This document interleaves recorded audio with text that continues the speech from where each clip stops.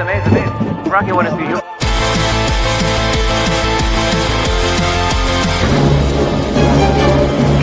I really don't think they flew 90 billion light years to start a fight.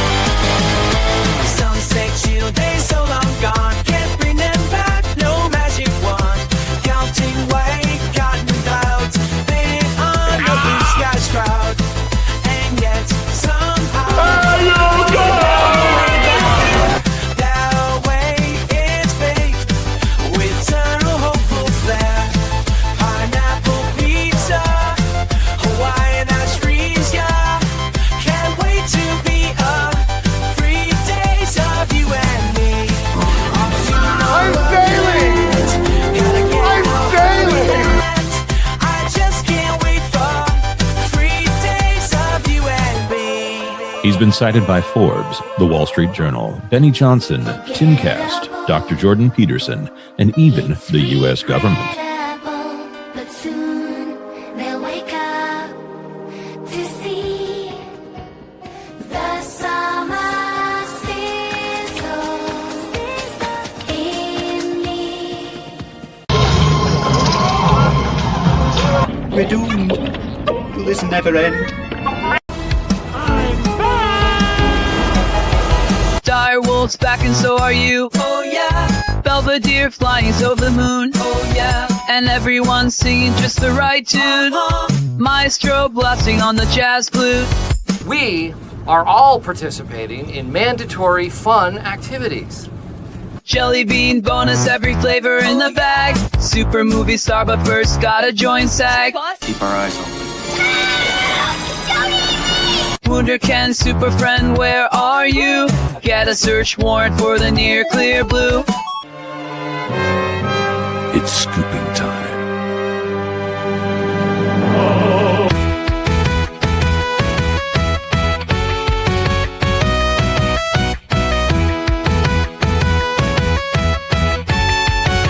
And can't you believe that? We've been waiting on you, can't you see that? Put away the bad things they said to you. You are a sad, strange little man. You have my vote. After all, just have to call and say you're some kind of Because you are the special. epic.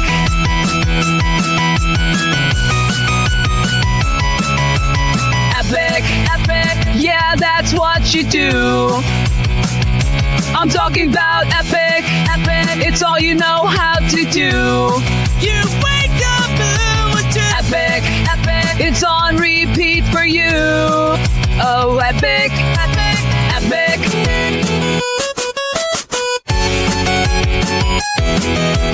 Epic.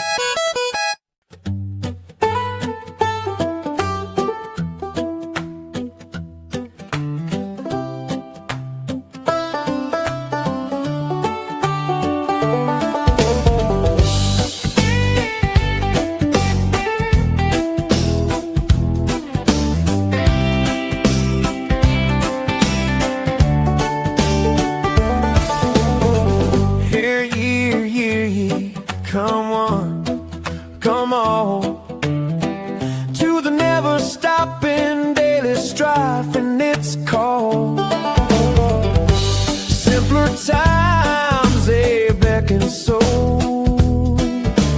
floating on the water with no foam. Can we get away now, find a way now, somehow step out of this stream into a dream of slow it down. Jay says that he remembers a place before the never, ever, ever river severed our tranquility. Counting cars by Highway 30, sitting in the porch swing, guessing colors so poorly. Yeah. Is the next one a blue or red one? Maybe silver, maybe gray. What a way to spend a day. Ladies and gentlemen, it's the WDW Pro Show! Ladies and gentlemen, here we are. Dean, take my spot, please. I think you belong there.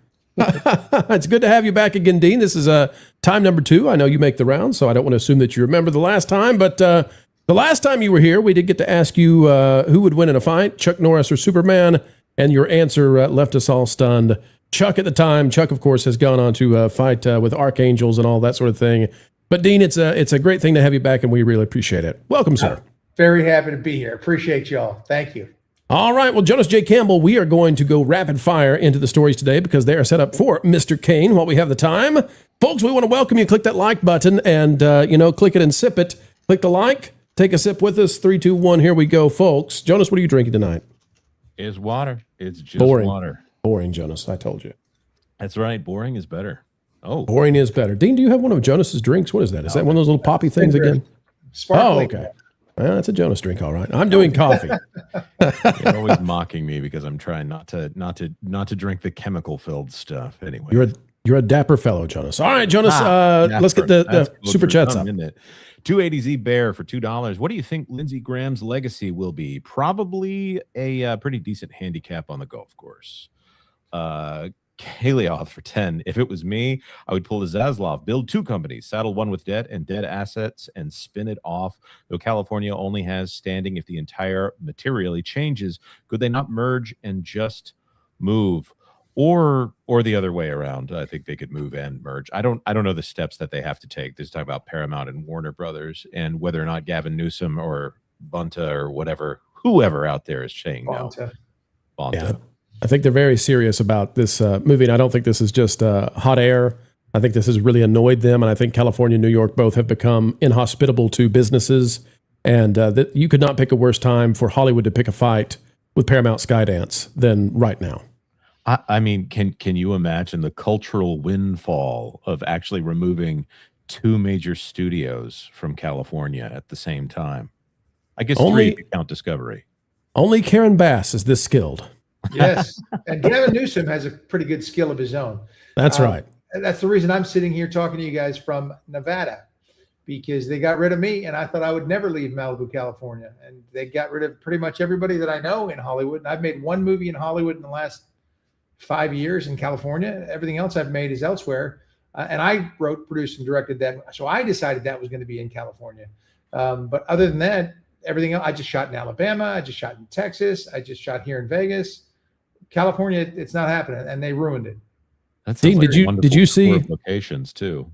I don't mean to delay us, but did you see that the film tax credits that they're doing, that new cachet that they've done, the largesse of it is going towards animation, and guess who? The Walt Disney Company, getting billions, getting so much money to make Hexed, a little witchcraft CGI film, instead of it actually going to pay for film production of a traditional variety in California. It's amazing. What a weird thing that California would get a bunch of money and send it exactly where it's not supposed to go. You know where it might be? It might be on that high-speed rail to nowhere. Could be. It's just unbelievable what they do. It's awful. Let's see here. Giappi for 200 Swedish crowns. I never thought I'd get a chance to communicate indirectly with Dean Cain. Man, I loved Lois and Clark when it was on TV. I even recently bought the Blu-ray collection to add to my Plex server, only for streaming to my own TV. I'm similar, actually. Yeah. I actually have to go tell my my teenage daughter to go turn it off at night so she'll actually go to sleep. We've watched the entire series a few times, so good stuff. It's lovely, and they don't make them like that these days. That's for sure. They really don't. Mark Fields for $2. I'm going to say it. Positive vibes. Positive vibes. Thank you very much, Mark. Big positive vibes, Mark. Thank you, Mark. And Choppy for 50 Swedish crowns. Please read my previous super chat when he's here to hear it, or else reread them if you read it before he joined. He's here. He's heard them. I got it, Joppy, and I thank you tremendously. And one more. Joppy is excited that you are here today, Dean. For 200 crowns more, Smallville came out as a cherry on top with Tom Welling later on after Lois and Clark was finished, which lived up to Dean's physique in Lois and Clark. Dean, Tom, and Henry are by far the best casting choices ever made for Superman. I don't want to pick on all you guys, but Joppy is quickly becoming my favorite person on the show today. He's on fire tonight. These are good. Let's see. I mean, let's just do the Joppy collection for now for 50. Oh, new Superman. I refuse to accept him. A Superman being slim is completely contradictory to what Superman symbolizes. Well, I'm just missing the scene where Lois opens up the cabinet and there's a whole bunch of Twinkies there, right? There we go. Straight out of Lois and Clark, baby. And then for 200, no disrespect to Kirk and George from the movies, but their casting choice didn't really hold up to modern times. Dean, Tom and Henry embodied Superman in their own ways. Henry was done wrong by the movies he was in, though. I think Henry did a great. I think every actor's been pretty darn good. I'm not going to pick on the actors at all. Everybody has their opinions and their favorites. My favorite has always been Christopher Reeve because that was the Superman that I grew up with. That's the first time I saw him, and when I played Superman, I sort of played a Christopher Reeve version of Superman as best I could. It's I mean it's probably, well, it's my favorite interpretation, but it would be embarrassing, and I would make you blush with how much we love it here. All right, well, last one before we get to the stories. Jim Butler for 5. Rest in peace, Senator Graham and Sam Neill. Sam Neill, man, that was a shock to me. They were both shocks. I was shocked by both of them. I got to meet Sam Neill once in Canada. We were both up there shooting different movies and things. And I got to sit down and talk to him. What a gentleman! What an absolute legend on screen. And that's just tough. That's just a tough thing. Senator Graham came out of absolutely nowhere as well. So that just shocker. That's why we have to. I know it's cliche, but love and respect every moment you're here and treat every day like it could be your last. Every day's a joy. Yeah, the Sam Neill stuff, I found out. I actually woke up in the middle of the night and saw it at like 3 a.m. And it just, man, it took the wind out of my sails. I was so happy for him, 6-8 months ago when he announced that he had defeated cancer. And so, that's the thing about life sometimes. But I was so excited for him, so pleased for him. And then I saw him in that Jurassic Park Super Bowl commercial. And that made me exceedingly happy because I thought, what a victory for everybody in that. And so then to find out that he had suddenly passed, I just hate it for his family, but take every day and make it special, folks. All right, let's dive into the news. And it's no good for DC. It's no good for James Gunn. Dare I say, folks, we've got a problem here because it turns out that Supergirl is now officially the worst performing DC movie at the box office in all of history. Let's talk about it right now.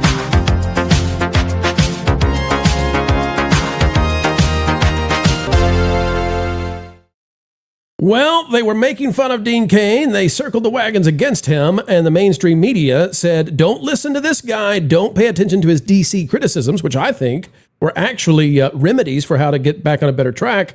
You can see here, if we go back, Graham O'Neill from a year ago, Dean Cain's embarrassing criticism of New Superman. I'll play just a minute of it. Hang tight, folks. Here we go. It doesn't make any sense. And that just doesn't make any sense. So, a few days ago, when New Superman David Cornsweet revealed that he reached out to former Mans of Steel, Henry Cavill and Tyler Hoechlin, for advice before playing the role, I joked that I understood why David didn't continue down that former Superman list. Now, it doesn't matter what it is here necessarily, except that kind of a hatchet job was that edit anyways, right? Oh, I'm telling you, they need to work on it. But this guy right here, it was, I think, indicative of Hollywood, and he's not the only one by far. I mean, look at this. Out of the Hollywood Reporter, the trades were coming after you, Dean, a year ago. Saying, is Dean Cain right? Well, this is actually a bit earlier this year. Is Dean Cain right about Supergirl's earrings? For once. And I just want to say, they really needed to put you down because they went with 2 editors, not 1. I mean, they had to do their research. Benjamin Svetke and Julia Saint-On hopped in here and said, for once, the former Lois and Clark star turned honorary ICE agent makes a semi-coherent pop culture point. So one time is all you've ever done it, Dean. This was before, by the way. One time. The one time. This is before it bombed. So you've been consistent in saying there's a problem here, there's a problem here, there's a problem here. And they, the Hollywood elites, have been consistent in saying, screw you, don't listen to you, nah, we're not going to do that. Well, here we are. And I think that you've been right on the money the entire time. Paul Tassi now declaring that Supergirl is the worst earning DC movie since 2004's Catwoman. But if you scroll down and you look, he actually admits it's way worse than that. Supergirl beats it 108 to 82. But if we go down, we see, if we can find it, adjusted for inflation, that would be 149 for Catwoman. So adjusted for inflation, Catwoman makes 149 and is actually above Shazam and way above Supergirl. Supergirl is the indefensible lowest film ever in terms of tickets sold for DC in the history of cinema. So, Dean, I wanted to get your thoughts on this because you have been telling them, I think in a very kind and generous way, you've not been mean, you've not been rude, you've just been saying, guys, there's a few tweaks here you can do, and you can fix all this, and you can have a great run, and they didn't want any of it from you. So, Dean, now, are they listening? No, they're not listening. They're going to continue to do that and preach from their high horse and say how awful I am. I mean, the funny thing about the former Superman turned honorary ICE agent is that's their whole point, is that my politics don't align with theirs because I'm a federal agent, or because I'm a deputy sheriff, or because I have the patriotic, I have a red, white, and blue behind me. I got the flag of America, and I stand for truth, justice, and the American way. They don't like those things. They're not the things they're pushing, and that's the problem. I think the part of the trailer or the one sheet, the advertisement for Supergirl was truth, justice, whatever. Yeah. That just turns my stomach because that's not clearly it's not what people want to see because it did so poorly. Worse than Catwoman. Whew. Yeah, and not by a little. And not by a little. And if you adjust for inflation, I mean, come on. It's a whipping. And I was making that comment about the earrings, in jest. I thought that was kind of funny. They said somebody brought it up. Hey, how did you get your ears pierced? I thought that's kind of interesting. I thought they would address it in the film. They probably did. But the vitriol that comes back if you critique these things, oh my gosh, they just come at you with everything because they want to keep everybody shut up and they want to scare you into submission. And I refuse to be scared into submission. So I could say, ha ha, nana boo boo on you. So we'll see what they say. I don't root for things to fail, but if you go out and you denigrate Christian fathers and dads and Americans, you're getting what you put out there. Kind of the same thing with Disclosure Day. I mean, the Spielberg, the strategy there was to come out and say it's going to make you question your faith. No, I think it made people question Spielberg because both of these films have been financial disasters. But Dean, I want to specifically ask you about the James Gunn situation because this is movie number 2 for DC. And at least in terms of under James Gunn, this is a franchise that has been reset over and over again. And so folks say, I don't know how we can do that again. If they get rid of James Gunn, I don't know how we start over again because people are fatigued with the origin stories. So Dean, given that you from the beginning were offering pleasant and kind suggestions for them on how to get things right, and considering they did a 180 from everything you said, and considering we see where they are now, what would you say at this point, given that they didn't take their medicine, given that they didn't listen to the doctor, now the patient is in a much more severe place? What do they do? Do they keep James Gunn? Do they let him go? Do they start over? Do they keep some of the personnel they've got? What do we do with DC? Well, I think, first of all, I will say that I'm a big James Gunn fan. I liked Guardians of the Galaxy. It was amazing. I don't know that translates to what he's doing with the DCU now. He and Peter Safran, who I actually went to college with, but is a few years ahead of me. They have tried to rebrand the DCU in a way that I don't think works for the DCU. And I'm not being, critical because I played Superman or anything of that nature. I just don't. Knowing the character and knowing how I feel about America, I'll tell you how they could fix it. And I'm not saying that they got to get rid of James Gunn and the whole. I think they're probably going to bring in the crash cart now and try it and do something. Excuse me, but I think it's pretty simple. You make a Supergirl that loves America, stands for American values. You throw Sydney Sweeney in that outfit, and you make $1 billion. Oh, Dean goes where I wasn't sure he would. Yeah, that might do it, eh? I mean, there is a fair point. Traditionally, Supergirl has been pretty good looking, That's kind of a key to the character. She's supposed to look like the Danny Blonde who could also throw a car at you. Mm-hmm. Well, so let's play with that. I've dated a couple like that, and they're worth it. Let's play with that, though, because it puts us in dangerous territory if we start criticizing the looks of Supergirl. But I don't think we have to, because in the film, in talking about just the aesthetics of who she is and what is attractive about her, in the film, they have this character pee on screen, they have this character vomit repeatedly, forcibly, purging on screen. And in one scene, she stops and there's an alien bug that's defecating, and that is some kind of candy, and it's at least strongly hinted. I think she does eat the stuff. I don't understand why anybody thinks that's appealing. And you're telling me this made no money? What? Shocking. How could that not work? It's every recipe we've heard for how you succeed in Hollywood. I don't know. I don't know. I haven't seen the film, so I'm going to trust you on that stuff. But it doesn't scream Americana to me. Doesn't scream Supergirl in that sense. I think they were making it for, well, clearly not the movie-going audience, because they didn't get that right. I think they're in trouble. I do think if they were, if we were talking about doctors and things, they would have to bring in the crash cart now, because at the end of the day, it's a business. If you're not making money and you're not doing it right, I mean, there's a reason that Top Gun Maverick came out and saved the theater going experience at the time that it did. It didn't try to be political. It's not shoving everything down your throat. You don't have to do those things. And I try not to. I mean, I'll do it in some of my films and some of them I won't. It depends on what you're doing. But I think for Supergirl, it's just all wrong. It is truth, justice in the American way. It is Americana. It is patriotism. And the fact that they even changed it from truth, justice in the American way to truth, justice, and a better tomorrow, or whatever the heck they did. It doesn't work.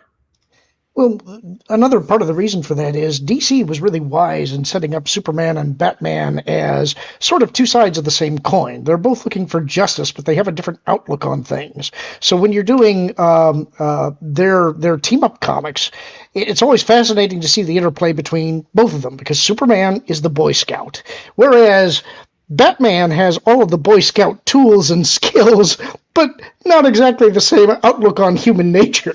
So if you try and make Superman less of a square the way that they would say today, he's not Superman anymore. That's what you need there, is that core of Americana that came from his parents in Kansas. Yes. Right. This is one of my notorious opinions that always gets me in trouble. I actually don't like the Krypton stuff. I actually really like the farm boy who happens to be from Krypton. I don't like the Kryptonian who pretends to be a farm boy. Agreed. He's much less interesting to me if it gets a little Game of Thrones to me when you start getting into Zod and all that stuff. That's fine for a movie. It's good to have somebody super strong to fight Superman.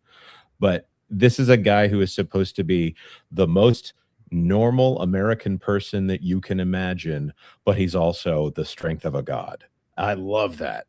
And they hate that so much. I mean, even Marvel couldn't stand to keep Captain America completely full of integrity. They had to have him cursing and making and other stuff by the end of Endgame. I don't think they relate to the idea of traditional American values. They just kind of want to chuckle at it. Yeah, you couldn't have hit the head on the nail on the head any more clearly than that. One of the things that I say about even with Lois and Clark is the reason he is the most moral and upstanding and wonderful friend and helper and person out there is because he was raised in small town Kansas with small town American values, which I hold completely dear to my heart. Whether I played the character or not, I just love the fact that I have, and I hold those values as close as I can. But you're dead right. That's it. I think the farm boy from Kansas, which is why Smallville was so popular and did so well, that part is much more interesting. And I agree with you 100%. Krypton, no, I don't care so much. I care more about the American guy. What's that? I am using this in every argument I have with my friends from now on. I'm with you. 100%. Superman agrees with me. Let me toss you one more idea, Dean, as we wrap this particular conversation. I'm curious your thoughts on it. So one of the things that I think might be happening here, and one of the miscalculations they may have made, is that on the heels of so much postmodern neo-Marxism, on the heels of so much girl boss, we're going to throw away the hero's journey, and instead the world has to acquiesce to what the main character wants, right? The character starts off perfect, and the world has to accept them for who they are. That's the inverse of the hero's journey, where the hero realizes that they're inadequate for the dangers and the dragons that they must face, and they have to rise to the occasion, and we role play through that. Okay, and so that's like the benefit of the storytelling from a societal level. That's why we go to the movies. That's why we gather around the campfires and listen to stories, is because we face the dragons inevitably that will happen to us, but we face them first through these characters that we play with. Dean, what I think has happened here is I think that audiences and society perhaps are exhausted with these anti-heroes. And that's not to say there's anything wrong with anti-heroes from time to time, but I think we've been focused on anti-heroes and characters that start off without a single flaw. I think we're tired of cynicism. I actually think that society is exhausted after the last 10 to 15 years of this. And we kind of want heroes again. Like we want to know there's somebody you can believe in, like somebody you can turn to when times get tough. And who knows, if you worked hard enough at it, maybe it could be you. And that's what I think might be happening here, but I'm not sure. Do you see that across the country? You've been doing a lot of traveling. You're talking to a lot of people. Is this what you see? I mean, you nailed it right there. And it goes down to a very simple phrase: truth, justice, and the American way. That's it. And if that was out there, if that's what they're pushing out there, if that was there, I think people are ready to hear that now. It's a very interesting time, to put it mildly. The world is shrinking incredibly. Something happens on the other side of the world. We see it right now, live. Everything is happening in real time. The idea of globalism, I think that fails.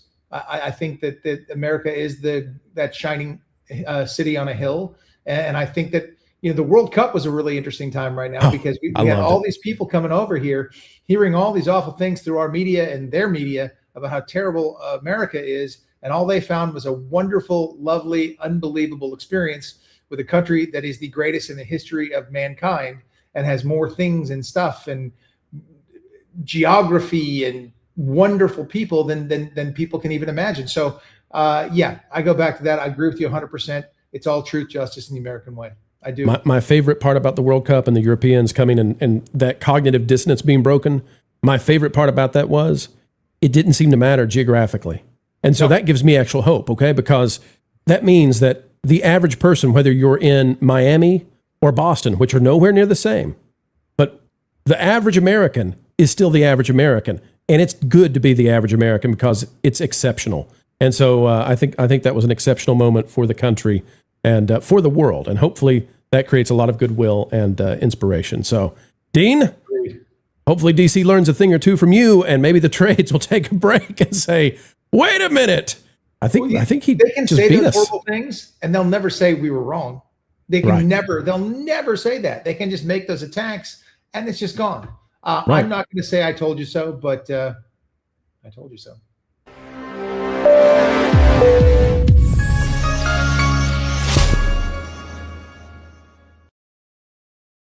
Ladies and gentlemen, Andy Masterson is joining us now. Andy, welcome aboard. Greetings, everybody. Greetings. Pleasure to meet All you. right. We've done the shuffle now. The twist is on. Dean's in the middle. And Jonas, we are going as quickly as we can. Let's get the super chats that are specifically for Dean. I'd like to get another story in if possible, but let's go for those supers. All right, let's see here. Packing Protons for 5. How would Dean Cain have launched the DCU? What stories would he have told for Superman, Batman, and Wonder Woman? Great question. Great question. Packing Protons. Well, I think I alluded to this earlier. Sydney Sweeney as Supergirl and American values as the number one thing, and probably get attacked by some Marxist communist who wants to take over the United States and the world, and Supergirl sees through it and straightens things out. Superman, Batman. Batman is that anti-hero, but he's a great character, and I love the things that have been done with him in the past. Superman is a different world. I didn't like Superman in Batman's world. Wonder Woman, I love Gal Gadot. I think she's amazing. I would watch her read the Bible, or the TV Guide, if anybody knows what a TV Guide is anymore. But yeah, so I think having heroes like that and have the pro-Americana push and good morals and clarity and a good person gets back to what we were talking about earlier. 100% is if they did that, they're going to have winning franchises on their hands again. Yep. Packing Protons for $5 more. I triple dog dare Jonas to reveal his secret identity. We now know Pro has eyes. Yeah. Shenanigans. It's AI, folks. It's all AI. Put the glasses back on. There you go. Dean has met me in person, and I almost felt odd not saying, by the way, on this show, I'm a cartoon character. Well, I recognize you right away. So you might be a bit of a cartoon character in real life. I'll never divulge perfect. The reality of Jonas. Yeah, D2000B for 5. You have been and always will be an amazing Superman. Thanks for the memories, Dean Cain. Keep making America proud. Huge fan of you all at WDW Pro. D200B, bless you.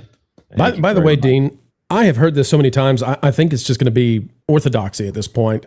People say Christopher Reeves is their favorite Superman, but then they inevitably say, and Dean Cain is my favorite Clark Kent. And I actually think that's a bigger compliment. Like, I think if you get Clark right, which you did, I think you've got the essence of the character. I agree with you wholeheartedly. You know, I loved Christopher Reeve's Superman, and I really believed it. You know, and that's the thing. I didn't like how this character had to play Clark Kent so goofy, and I understand what they were doing, and he did a heck of a job. But I go back to the George Reeves version of Clark Kent, and he was a dude. You know, he was a guy, and he was there, and I really enjoyed that. So I stole from both of them. I stole from George Reeves, and I stole from Christopher Reeve. The thing is, it was on the page, though. Deborah Joy Levine created it on the page. Robert Butler, who directed the first episode, and he was amazing, and he was so important to the whole fabric of that show. And you know, and to be honest, if you go back and look at it, it was called Lois and Clark: The New Adventures of Superman. Terry Hatcher was the best Lois Lane of all time in my eyes, without a doubt, and she was the titular character, if you will. I chose that word carefully, and I pronounced it carefully. And she was amazing. She was the one who would get herself in trouble, but she was a very strong woman. She was also, but not so strong that she couldn't be soft and have vulnerabilities and those things. And that all worked out brilliantly. And you could go back at it and you could say, wow, how progressive to have her, you know, be the first name in the show, and to have her, you know, getting, you know, stirring it all up and being an intelligent and strong woman. But it wasn't done to be progressive. It was done to tell the story. And there's the difference. I think when you do it for the right reasons, and not to just change the race of Helen of Troy for no reason whatsoever, maybe so you're Academy Award eligible, I don't know, but you're changing these characters and people don't like it. I didn't like it, and it didn't work, clearly. Seeing here all this time, I thought the Lois and Clark thing was so if things didn't work out on the channel, you could go over to the History Channel and make it, because they wouldn't have an idea and say, oh, well, Lois and Clark, we'll take that. Yeah, that's what we're about here. Yes, listen, fine with me. Whatever got eyeballs on it, make me happy. Liquid Fox, member for 7. Hi, everyone. Wait, is that Superman? LOL. Hi, Dean. Hello, Liquid Fox. Yep. Kenneth LaRock for $5 Canadian. Don't forget to mention his comic, Dean Cain, All-American Lawman. Yes, that's a good one. We got the second version coming out now. Gabe El-Taib is fantastic, and Gabe was a former DC Comics guy, and he quit when they got rid of Truth, Justice, and the American Way. Truth, Justice, and a Better Tomorrow didn't work for him, and he was just disgusted by it all and said, you know, I'm done with this. So he started his own thing, Big Man Comics, and we did Dean Cain, All-American Lawman, the first one, and now we've got the second one coming out very shortly. And it's good versus evil. It's good guys and bad guys. It's, as he says it, it's bullets, babes, and bad guys. I think that's what he calls it. Yeah. You're going to say Battlestar Galactica. Yeah, but it's great fun, and you know who you're rooting for, and it's pretty straightforward, and it has morality in there. It doesn't beat you over the head with it, but it makes it real clear, and it's entertainment. Like, you'll enjoy it. It's a lot of fun. There it is, and it's funny because even being a real life deputy sheriff and an ICE agent and a lawman in real life, you know, everybody picks on it in Hollywood, but every third show you get out of Hollywood features one of those guys as one of the lead characters and the hero.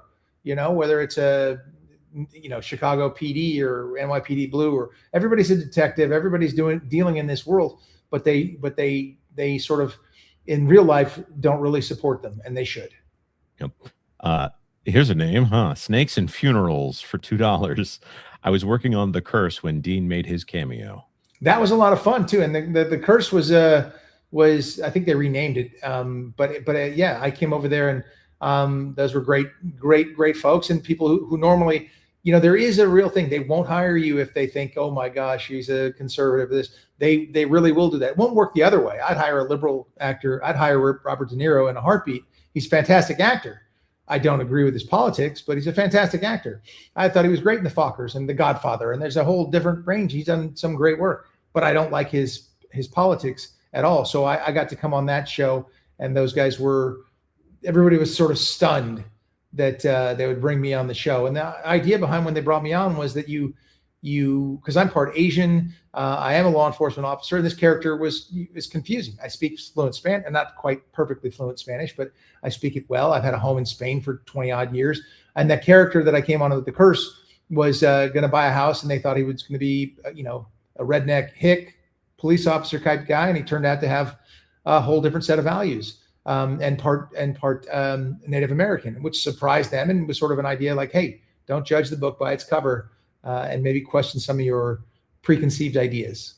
Dean, this is something I didn't know about you. Are you more comfortable in Castellano Spanish or South American Spanish? Well, I speak better South American Spanish, but I've had a home in Spain for 23 years. So, in a place called Ibiza. Yeah, it's very Castilian. I hear the lisp. You've got it, my friend. Yeah, but when I'm in Spain, they tell me I speak like a Mexican. When I'm in Los Angeles or down in Mexico or any place like that, they say I speak like a semi-Spaniard. So I'm really a man without a Latin country. A man without a home.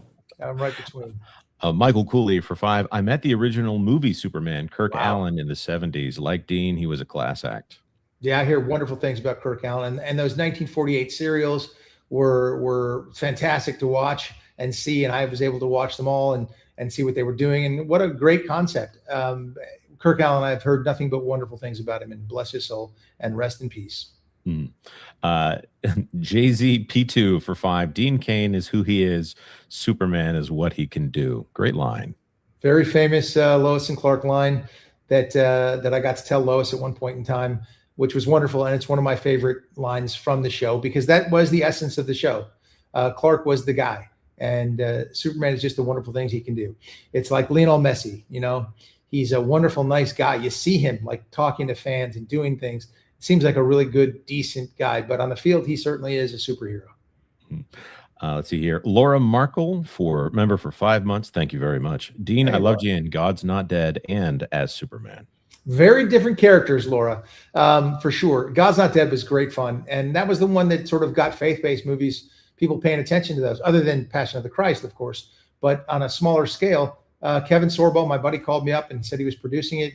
Come on out and play this character, the only non-redeemable character in the entire film. But it was wonderful, and they did a really nice job, and that really caught fire, and people really paid attention to it. So I'm super proud to be in that film. Obviously, I'm super proud to have played Superman as well. So I'm blessed, and thank you, Laura. Let's see here. Patrick Ganaway with a 2-parter.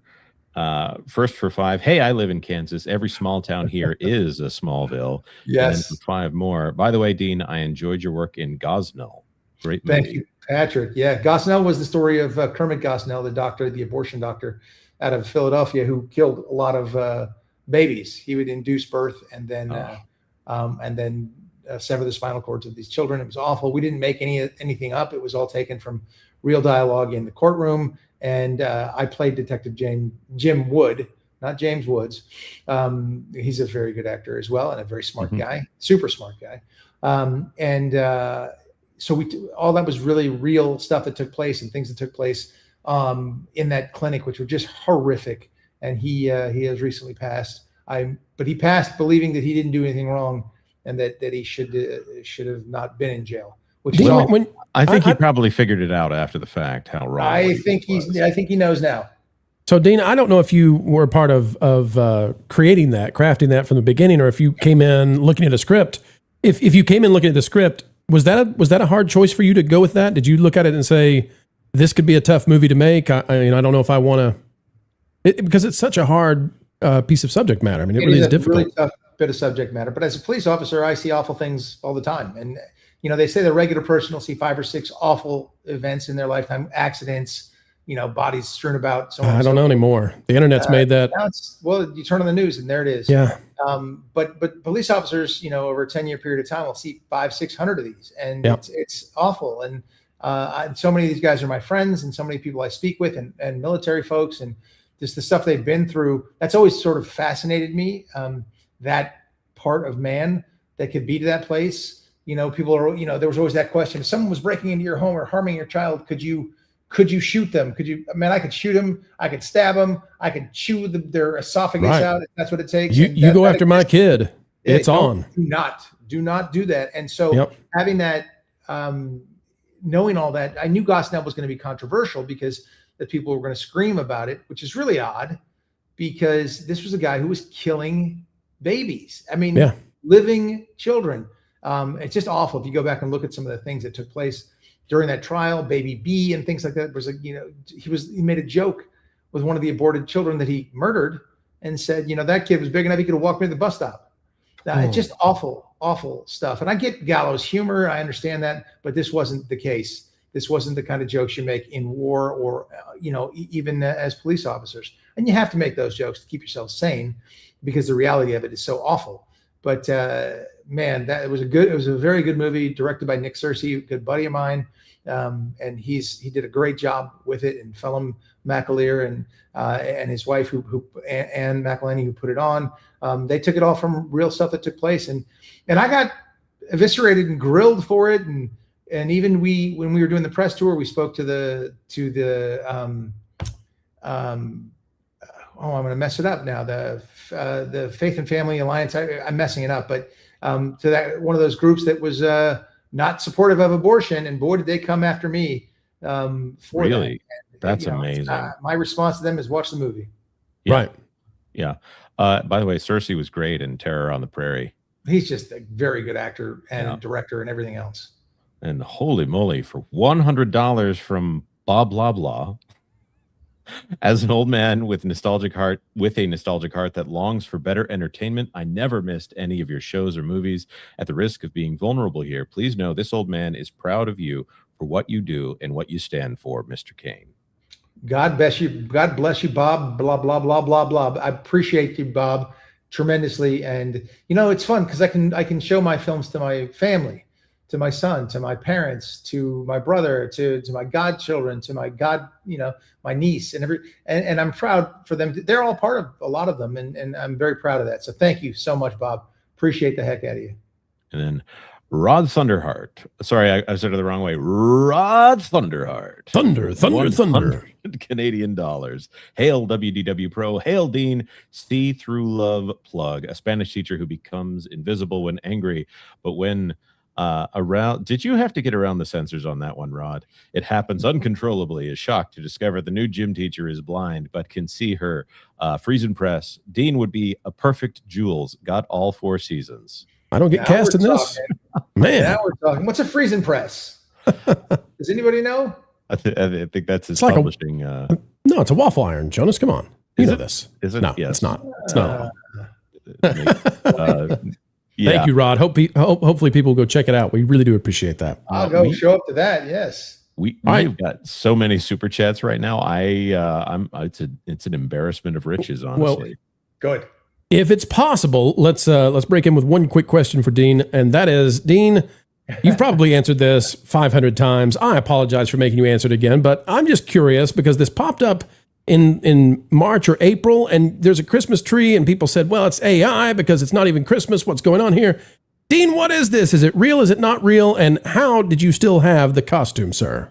It's real. It's not AI. I have a tree. My tree is up right now, but it's all decorated for the 250th anniversary of the founding of the United States of America. So for our birthday, I don't like taking my Christmas tree down. Call me lazy, but I like where it is, and I like how it lights up at night. So that I did not have. That is from season 4, the Superman suit, and I did not take it because we were supposed to come back for season 5. Otherwise, I would have literally stolen everything I could have from the set. But we didn't have that. We were coming back for season 5, but Terry Hatcher got pregnant. I had nothing to do with that. And she had a complicated pregnancy, I guess, and they said it wasn't going to work for that final season, so we were done. And truthfully, I was happy, and I was also a little bummed because I was ready to do that 5th season. There were some things I wanted to get into. I wanted Lois and Clark to have kids and do some things, but I didn't steal the suit. So my wardrobe guy actually pulled one for me, but went dark a couple of years later when I tried to get it from him. I think he sold it to this lovely family in Switzerland who gifted it to me. And it is the suit. It's definitely the suit. And so I threw it on the other day because my son and I were talking about it. And that is my son back there, the bearded one behind me, who's actually taller than me. And he, because you can't put the cape on by yourself. You need a little help with the cape. And how long had it been, Dean? How long had it been since you put it on? 30-something years. It had been since. So you'd never thrown it on in between and said, I wonder, do I still have it? Yeah, I hadn't done that at all. But listen, there were some times where I wouldn't have fit in it very well, even though it's spandex. It wouldn't have looked as good. But my son and I stopped drinking a couple years ago, and we got a gym here in the house and started sleeping better and eating better. And it's amazing what happens if you eat real food, sleep, and take care of yourself and stop drinking. And that was.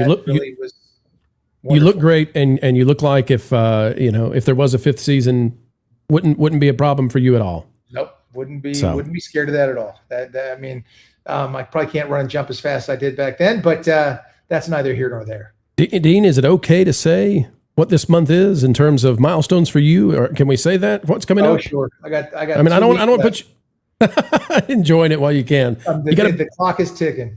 The big number. Well, no, but I'm saying. It's amazing, that picture of you and where you are in life. It's something that I think is inspirational to so many people. And there's got to be a lot of people out there who are heading for that same milestone who look at this and say, if Dean can do it, I'm going to do it too. And I think that's the way to be. Big truth to that. And, 60 is which I'm turning on July 30th. I wasn't going to say it. I wasn't going to say it. I thought you were going to say it. And it shocks me that I'll be 60 years old. That's stunning to my brain. Fortunately, I haven't gone gray. My brother worries a lot more than I do about things. He's 2 years older. He might have gone gray. I see that, Andy. But see, my beard does go gray, which is why I don't have one. Lauren, I see yours too. Dean has cheated something. He's perma 35. I don't know how this has happened. I'll take it. Well, honest to goodness, it came down to good genes are a big plus. But I got to keep my hair like a lot of my friends from college didn't. My dad came to visit me in college when I was at Princeton, and he said, I've never seen so many 21-year-old boys who are about to turn 40 in my lifetime. He goes, when you come back for your 5-year reunion, all your friends are going to be bald. And half of them were.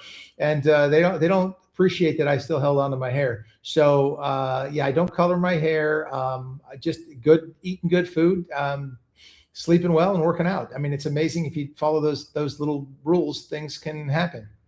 Well, Jonas, I'm going to make an executive decision here. I had hoped to do a second story with Dean.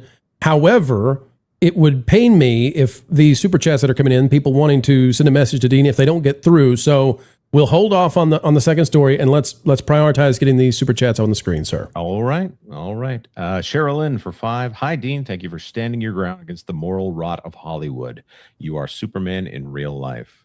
Thank you, Cheryl Lynn. I'll tell you what, I cannot even intimate how often I get people coming up and saying thank you.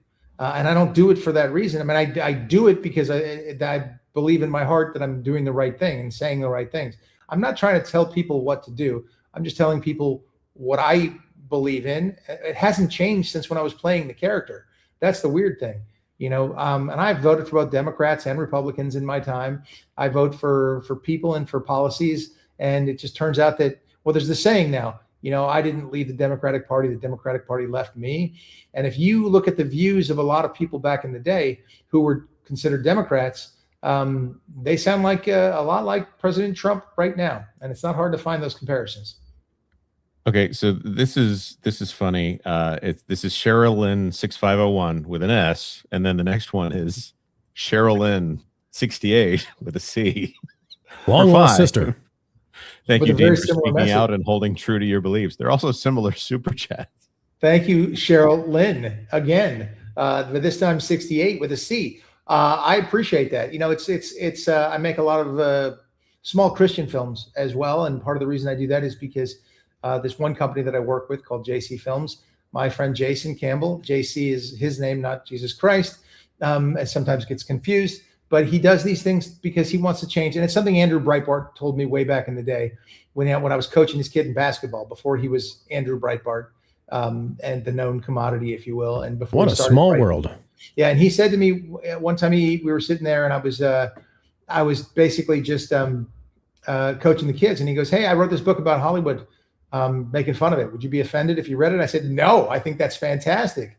And he always said, as we became longer friends and better friends, that he felt like politics was downstream from culture. And that's very true. And you're seeing that with the failure of films like Supergirl, I think, and the success of films like Top Gun Maverick. And I tell you what's going to be a big blockbuster. Mark my words right now. Dude 44, the story of the American pilot downed in Iran, and what the lengths they went through to save him and do everything is amazing. It's going to be an incredible, very patriotic, very true story. And you mark my words, that's going to do very well. Looking forward to it. Let's see Dude here. 44. The Unpleasant Blind Goo for $2. I'm going to say guy with a Y removed. Yeah. Oh, yep. Sure. The Unpleasant Blind Guy for $2. Dean, thank you for remembering George Reeves. Absolutely. George Reeves was fantastic. And I watched everybody from Kirk Allen. I didn't watch the Superboy things, and I apologize to Gerard, my buddy. I didn't really watch those, but George Reeves his Clark Kent was a huge inspiration to me. No question about it. The Superman, I'm going to go with Christopher Reeve on that one. Yeah, my favorite moment from the George Reeves Superman is one where he had a super intelligent donkey that counted. I don't know. That was the plot line. That's pretty good. It had half an hour, black and white, and he jumped on a little trampoline and jumped out the window. But I guess he used to like his martinis at lunch, and they have the latest lunch in Hollywood at the time. That came from Jack Larson, who played Jimmy Olsen, and who came on our show as well. And I carried Jack Larson. I picked him up. He was heavier than he looked. Good knowledge. The FTM for 5, just because Dean Cain is on the panel. All right, the FTM is my man or girl, woman. I don't know. It was the FTM. Whatever the FTM is, it's the FTM. Crush 421 for 2. Dean, as a fellow LE, be safe out there, buddy. Bless you, Crush. Stay safe yourself, and thank you for the heroic work that you do every single day. Hey, Dean, Shaquille O'Neal does a lot of this stuff too, and he's a police officer.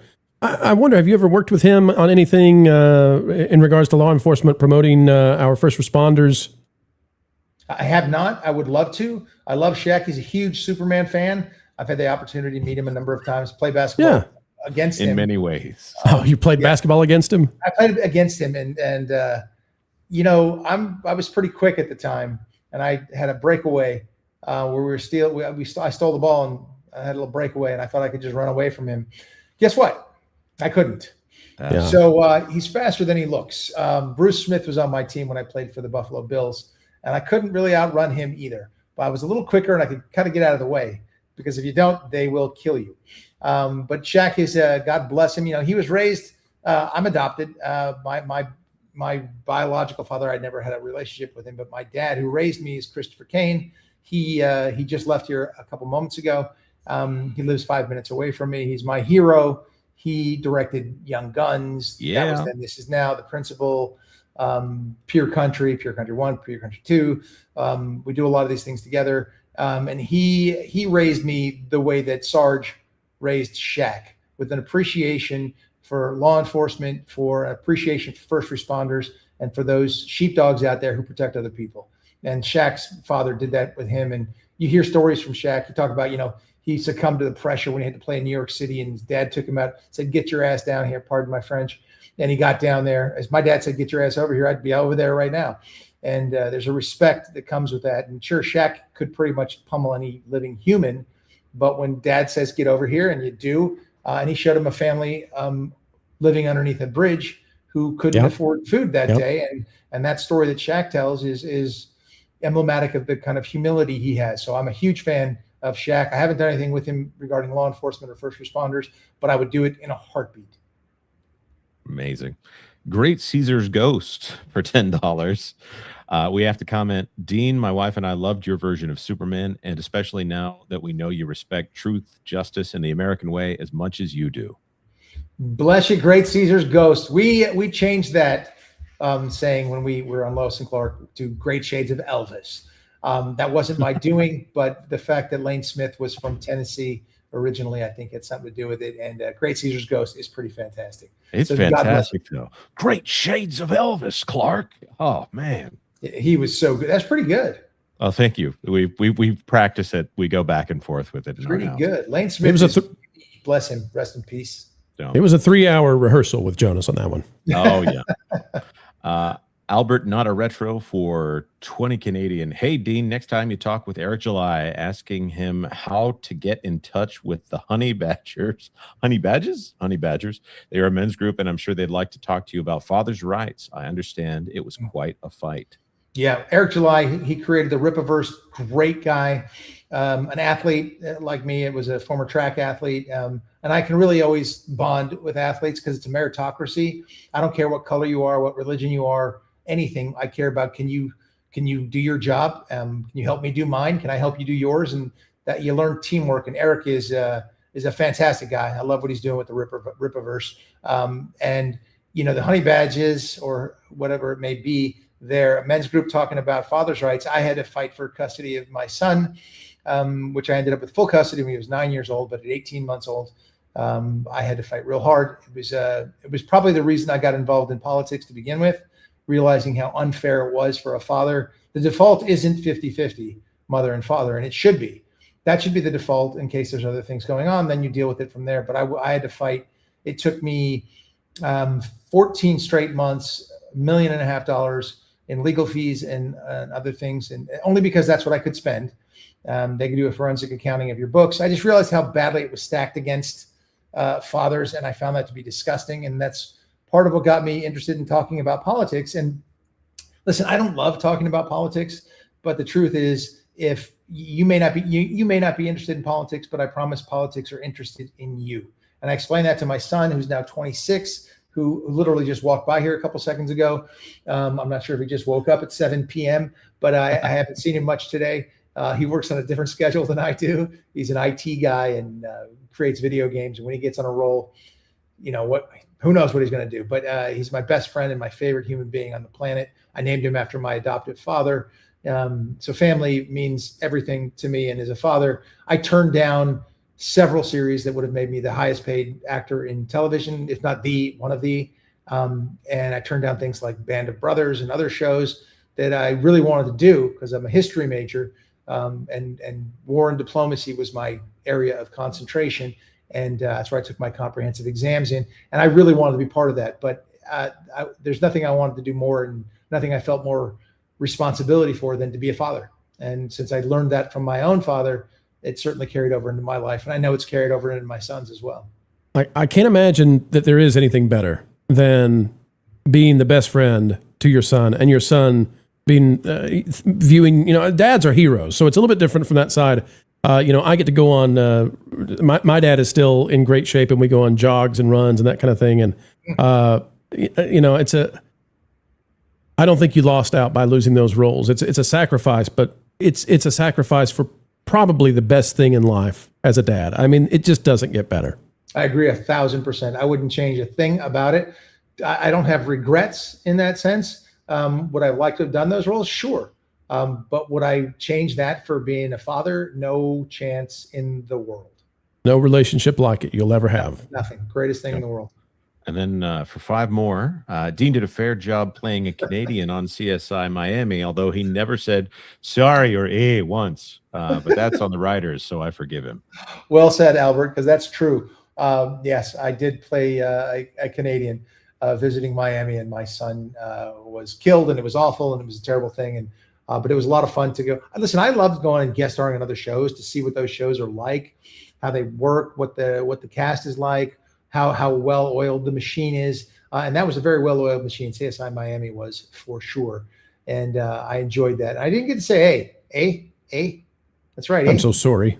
I didn't get to say sorry. I didn't get to have a Timmy Hortons or anything. Michelle Marshall for $20. Thank you very much, Michelle. God bless Dean Cain. Sorry, I am late. This is a pleasure. Love all here. Well, we love you too, Michelle. Yes, better late than never, Michelle. We appreciate you. Felix, the Mad Shelby dude for 5. Dean, you should contact Paramount and direct the DC studio. They will make billions. Well, I I have some ideas about that, my friend. And you listen, that's going to be interesting because David Ellison, if it is official and he gets Paramount and then takes over Warner Brothers, I don't think David suffers from the woke mind virus as some of the people do. He's not afraid of losing his job. He has financial security, and I think he just wants to make good movies. And he was a big part of Top Gun Maverick. And so, David, if you're watching, give him a call. Dean, on all of our behalfs, just for the fact that we will have 6 months of nonstop content just celebrating this, I beg you, please take the job. I cannot tell you the thumbnails we will have, the titles we will have on these videos. I'd love to. Boy. Yep. Michelle Marshall for 5 more. Lewis and Clark is a comfort to me. In back in the day, Dean, you look amazing. God bless you. God bless you, Michelle. You can keep talking to me like that all night. I'll listen. And for $10 more, sorry for the misspelling, Dean. It's a pleasure to be here. In real, I am 45, and thank you for standing your ground in family and entertainment. My pleasure, Michelle. You know what's really weird about that is if you told me, like, I had people trying to set me up with dates and things all the time. And I'm like, how old is she? And they're like 40. I'm like, ooh, that's up there. And they're like, dude, how old do you think you are? I'm like, oh yeah. Oh yeah, that's right. So she's actually very young for me, but bless you, Michelle. I appreciate that. And then, and then 10 more from Michelle. Dean, love the great shades of Elvis reference in Lois and Clark, and so that really meant a lot. I'm a big Elvis fan, and Elvis was my comfort music, and still is. God bless you, Dean. Bless you, Michelle. Elvis died on my brother's birthday in 1977, August 16th, and I'll never forget that. What a legend he was, and I was so glad that Lane Smith got to use that story and say great shades of Elvis. And we even had him dance one time. It was a lot of fun. I love to listen to Lane Smith just tell stories. And I really respect my elders and those who have come before. And we had Tony Curtis on the show, and I got to listen to stories from him and stories from, I got to kiss Raquel Welch. That was a day. That was a good day. I called my dad. I was like, Dad, guess what I got to do today? And he's like, I don't know. Jump around in your cape and your tights. And I was like, no, I kissed Raquel Welch. And he was dead silent. It was silent on the phone for a good 5 seconds. And I know my dad, and if it's dead silent, his nostrils were flaring and he was laughing because he just couldn't believe this little kid he diapered was running. I guess he didn't really diaper me at 4, but this little kid whose backside he tanned a couple times to get walking straight or not so straight. He got a good kick out of it. If I had kissed Anne Margaret, it would have been the only thing that would have gone a little further for him. Man, that'd be bye-bye birdie right there. Member for 8, Fire Chief, sorry, member for 8. Any funny stories from your role as Casey Manning? Well, I'll tell you, Fire Chief, one of the things I did do there was listen to a lot of stories from Jimmy Kahn. James Kahn, legend, and we bonded over football and talked about stuff like that all the time. Great people on that set, wonderful folks. I loved all the guys, loved all the girls. It was just great fun to show up on set there and see who was coming on today.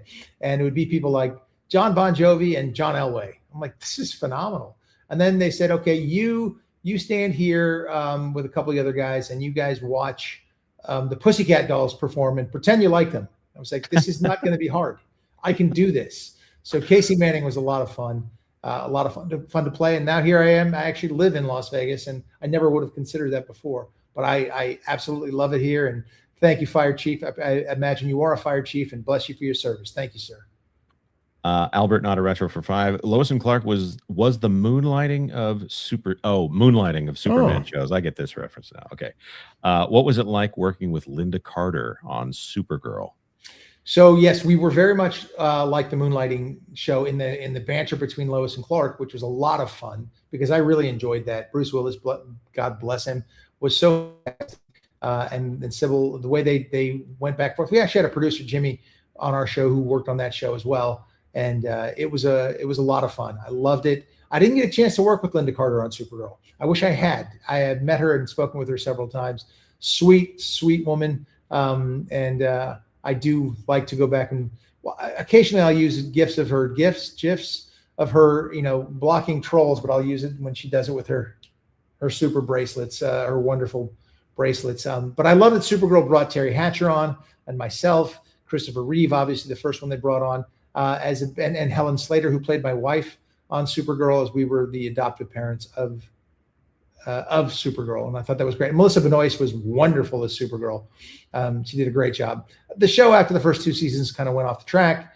That's because Andrew Kreisberg stopped running the show because he got Me Too'd, although I don't buy that for a second. And Andrew and I are talking now about coming back with some interesting content. So we'll see what happens. That'd be amazing. Yeah. My daughter did have some questions about the start of season 3 there, but now I do want to jump in real quick, Jonas. I want to let people know if you send another super chat to Dean, we've got to cut it at this point because Dean has things to do and places to be, and we appreciate everybody. You all are great. You're wonderful. But at this point, if it's not in yet, we're not going to put it up on screen with Dean. We'll read it later. Maybe he'll see it later, but we gotta have a cutoff at some point. Go ahead, Jonas. Kyleth Light, I think that's how that's pronounced, for $20, and then there's a follow-up. Dean, Lois and Clark was the first show me and I think it's me and my mom, looking at the second one, bonded over. Thank you for what you do, and may your efforts continue to be blessed. I too switched over to become a first responder in my community and had a major typo. Me and my mom first bonded. Sorry, my mom and I first bonded when I was a teenager over Lois and Clark. Autocorrect can go to hello. Hello. Stay blessed. Appreciate that. Keyleth Light. Keyleth. Appreciate that tremendously. And one of the things that's so humbling is when you play a character like Superman, Clark Kent, and people grow up with it. And I hear stories all the time from people who are now grown adults saying, I was able to stay up late on Sunday nights and watch the show, and that's the only show they'd let me stay up late for and watch. And it was great family entertainment. I think it still holds up. It's got kind of a real vintage feel to it, which was designed from the very beginning. So it was a wonderful thing to be able to walk into. Had knowledge beyond my ability as a 26-year-old when I first started to be able to play the role and do the things. And you never know how many lives you're going to touch, because you sit there on this soundstage 18 hours a day minimum, and you feel like you're just sort of trapped in that world. And at the time, the internet was sort of in its infancy, so we didn't get to hear the way shows are now. So many people react to them right away. We would have loved that, but you didn't have that. So it's wonderful to hear those things now. I didn't start hearing those stories really until I started doing Comic-Cons about 10 years ago. And then so many people said wonderful things. And it's nice to know that you touched people's hearts and minds and maybe values over the years. So it's a very humbling thing to be a part of. So thank you. I appreciate that. And you stay blessed. Keyleth, yep. The Grateful Gamer for 5, Dean and Shaq, first responders. I'd watch that. Hello, panel. Hope everyone is having a blessed 2026. Truth, justice, and the American way. My Superman. I just don't feel like you'd find that from the Grateful Gamer. I don't feel like you'd find that super chat on like the DSA, chats.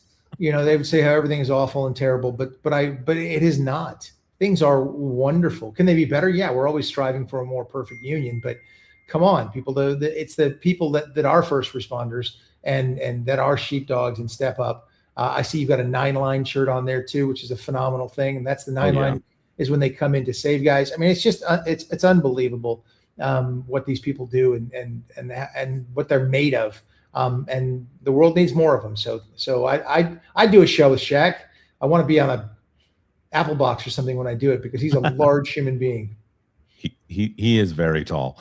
Big boy. Bruce Newhouse for 5. Thank you, Dean Cain, for being inspirational in the right ways.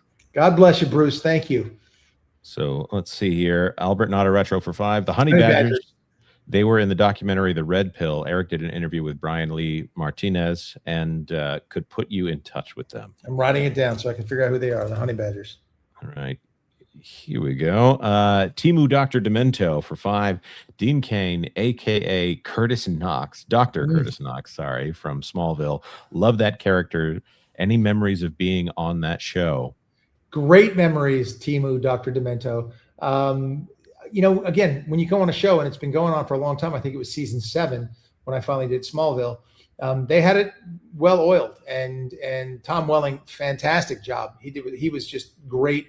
And of course, the amazing Lex Luthor on the show, Michael Rosenbaum, who is one of the funniest guys you'll ever meet.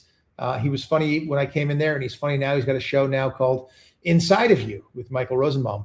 And so he's great. What a great group they were. It was really fun to come in there and play a version of Vandal Savage, is who Curtis Knox was. And it was fun to fight with Superman, young Clark Kent Superman. But it was fun. I'll tell one little funny story, which is we were doing this part where when I'm used to being the guy who has to super speed through things. So everybody has to move slowly and do their thing. And Superman goes fast. And Tom, when we were doing it, Tom was going like, whoosh, whoosh. I was like, Tom, come on. The sound effects come after, buddy. But great. Those guys did it. I mean, we did 4 years on Lois and Clark, and I was exhausted. I think they did 10 years on Smallville. So they should never have to work again. I would hope not. I mean, 10 seasons of being in pretty much every scene. Wow. Oof. You didn't have to wear the super suit, though. No tights, no flights. Ooh.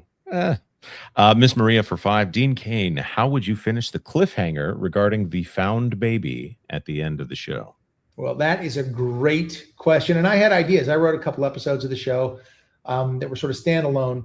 But I would have had Lois and Clark. The baby would have been not their baby. They would have not kept that baby, but they would have fallen in love with that baby. And I'm adopted. And you hear these stories from people who are adopted, or couples who finally do adopt. When they finally adopt, and they've been trying to have children for so long, they adopt and they take the pressure off themselves, and suddenly they're pregnant.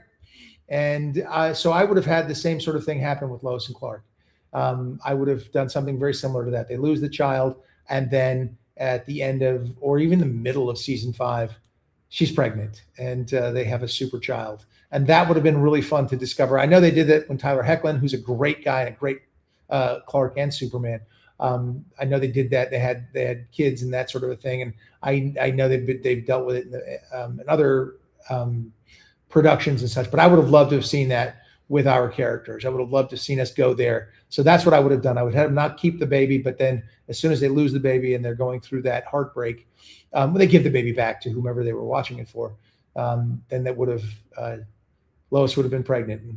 And you think that finishes the arc for both of them? That's like, I think it does. I think it creates the next spinoff.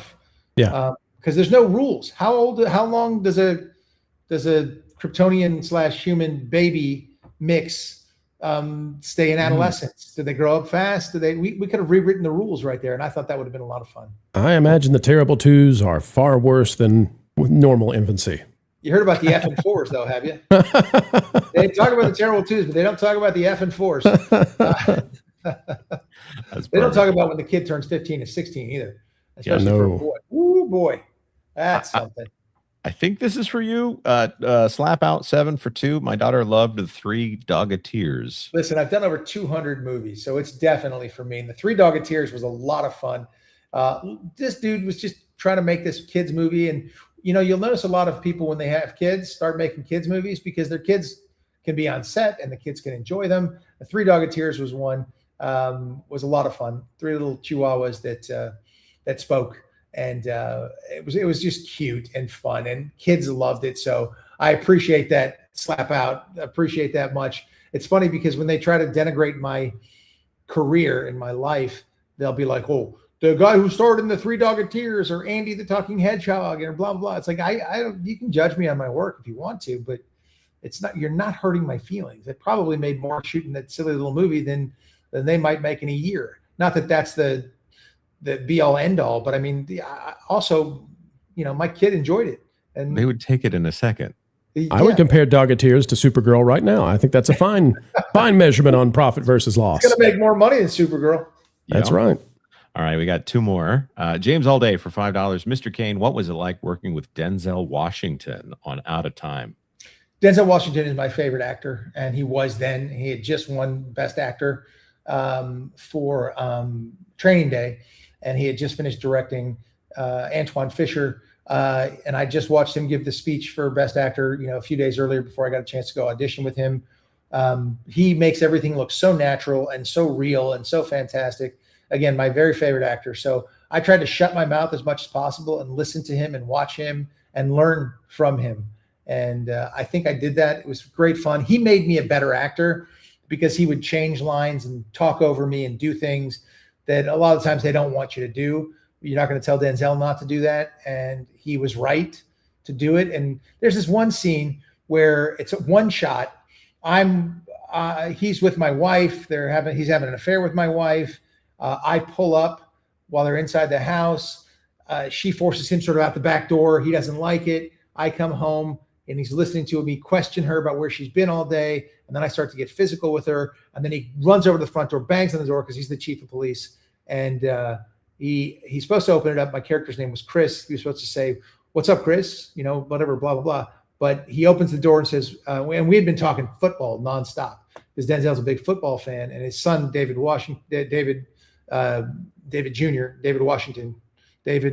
I don't know his middle name, but he's a heck of an actor. But he was playing it at the time as a running back, and he was about to go to the Rams and do some stuff. So anyway, he's supposed to say, "Hey, Chris," when he opens the door. And my character was a former football player. I opened the door and he goes, "What's up, football player?" And it just threw me for a loop. And the surprise on my face was that because you could not screw this scene up. This was a long scene, car pulling up, all kinds of things, and camera going back and forth and all over the place. And when he said that, I was so stunned that it played so well. But Denzel made that choice for me and helped me be a better actor. He's my favorite actor of all time. If he calls me up today, I'll get on a plane and go shoot anything, anywhere, anytime. And I made about $11 for that movie. I made less than I made for the Three Dog Tears because Denzel soaked up all the money. But I did the film in order to be on screen with my favorite actor and absolute legend, no question about it. I am trying to make sure here that I didn't miss anybody's here. Mercenary X for 5. Hey, Dean, how's it going? Also, guys, we are watching theater here. Everything going on is pure 100% orchestrated theater. I wait for the curtain call. All right, I'm a little confused by that. Is it theater? Good theater? But certainly not rehearsed theater, I'll tell you that. I've enjoyed my time here. It's going great. Thank you guys, by the way. I know we were going to talk about a few other things. Mercenary X has more. Okay, yeah. So I'm gonna correct something from a typo they've already corrected. Engine by Part New that if you had control of the culture, I think it's Andrew, you had control of the future, and people like Gavin McGinnis and his ilk don't want anything to do with culture, and that's a mistake. I go back to Andrew Breitbart there. Yeah. Oh, there we go. There's Breitbart. Yeah. So yeah. Breitbart was 100% right. You know, politics are downstream from culture, and when you're making movies like Top Gun Maverick, or you're making a film like Supergirl, you're saying different things about the culture. And I like what Andrew had to say, and that's why I try to make the kind of movies that I make. Listen, I'll make movies that are, Vendetta, a movie I made, was pure revenge porn, if you will. But I had a great time making the film. I had to fight Big Show. Try that. It's like fighting Shaq. It doesn't work out well. I punched him in one of our fight sequences. I punched Big Show. He ducked down and I was supposed to throw an uppercut. And I threw the uppercut. And as I threw the uppercut, I connected flush with his forehead. And he came up and he goes, "Come on." And then I just peed a little tiny bit. I didn't know what he meant.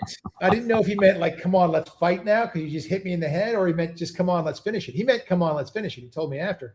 But I froze like a deer in a very small little baby deer in gigantic headlights because Paul White, Big Show, could rip me limb from limb, as Shaq could. That was a lot of fun. But politics are downstream from culture, and I do believe in Dude 44 is gonna, like I said, is gonna be one of those movies where you just go, wow, yes, America, will send that many hundreds of people will risk their lives to go save one downed pilot. And I think it's amazing. And some 40-year-old pilot who with a broken ankle had to, climb up mountaintop and never give up. I mean, that stuff is inspirational and wonderful. And that's the kind of stuff I love to be a part of. All right, we got one last one, and I think it's a good one to end on. Afterward Deified for $20. Dean, I was a teenager when Lois and Clark was on. I had a major crush on Terry Hatcher. Was it distracting working with her? Well, I hate to inflate your bubble even more, the opposite of bursting it. I had to kiss her like all day, every day. There was a lot of job, man. Hard day at work today. Well, if someone's not a good kisser, it could be tough. However, could be. Could be tough, but however, Terry Hatcher was a phenomenal kisser. So I very much enjoyed those scenes. And I understand why you had a major crush on Terry Hatcher. And to borrow a line from Seinfeld, they were real and they were spectacular. Well, Dean, I feel a little strange saying it this way, but you were spectacular. Thank you for being here again for time number 2. Hopefully there'll be a number 3 down the road. Yes. Dean, the thing I would say is, if you're a plumber or you're a welder or, you do any number of jobs, you do a great job and you get a thank you or two. One of the awesome things about being in the public eye the way that you've been invited into so many homes, and it's clear that your time on people's television screens was well received. You have touched people. That's the response that we're getting tonight. And I want to thank you on behalf of everybody for being such a passionate supporter of so many good things and going beyond just being an actor, but being an advocate for the right kinds of directions for the world. So thank you, Dean, and thank you for being here.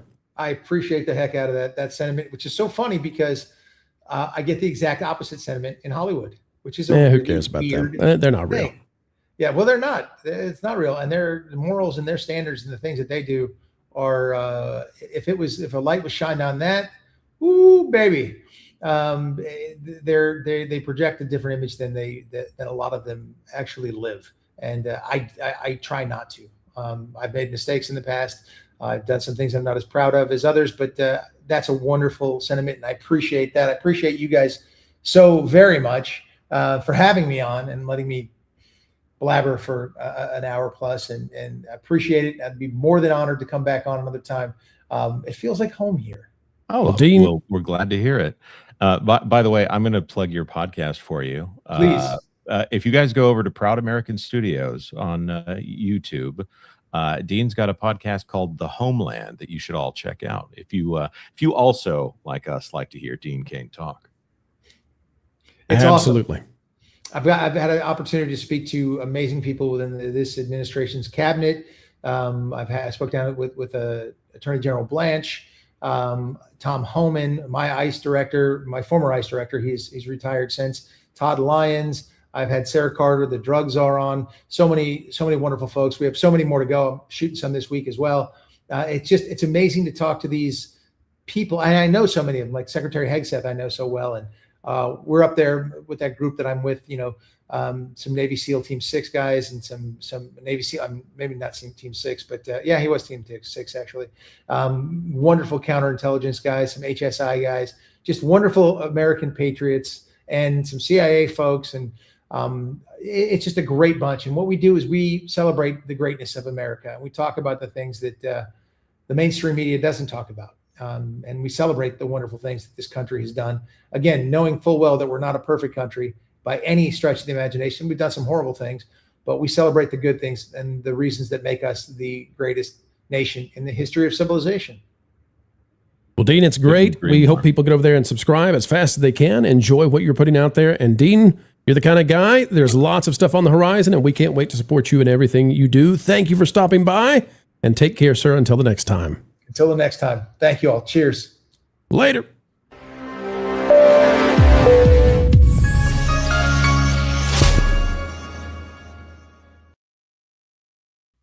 And Dean Cain is, wait a minute. Dean, you've changed. What is going on here? Yeah, I've gotten handsomer. Oh, you've gone from cadaver acting, which is one of my favorite videos you've ever done, to Superman. Welcome, everybody. Paul Chatto's with us. I wasn't here earlier, but there was some news breaking on the Canada front that I had to investigate and write up. So, what are you guys doing up there this time? Well, I'll give you just a brief thing. It's not funny, but there's a punchline, and it's a terrible punchline. It's stupid. It's endemic of just how stupid things are. So we had your delivery is going to matter on this one, then. Okay, I need a good delivery. Oh yeah, we had a mass shooting up in February. 8 people died, 5 children, and 27 were. You're right. This is not funny at all. No, and the person identified as transgender, but the press and the left-wing government of BC did so much heavy lifting to try to obfuscate all of that and basically ignored any news of the actual dead. They were gone. No one cared about them. It was one service after another that just tried their level-headed best to make sure that this was not going to become transphobic. And sounds like the Nashville shooter situation. Just terrible. And here's the punchline.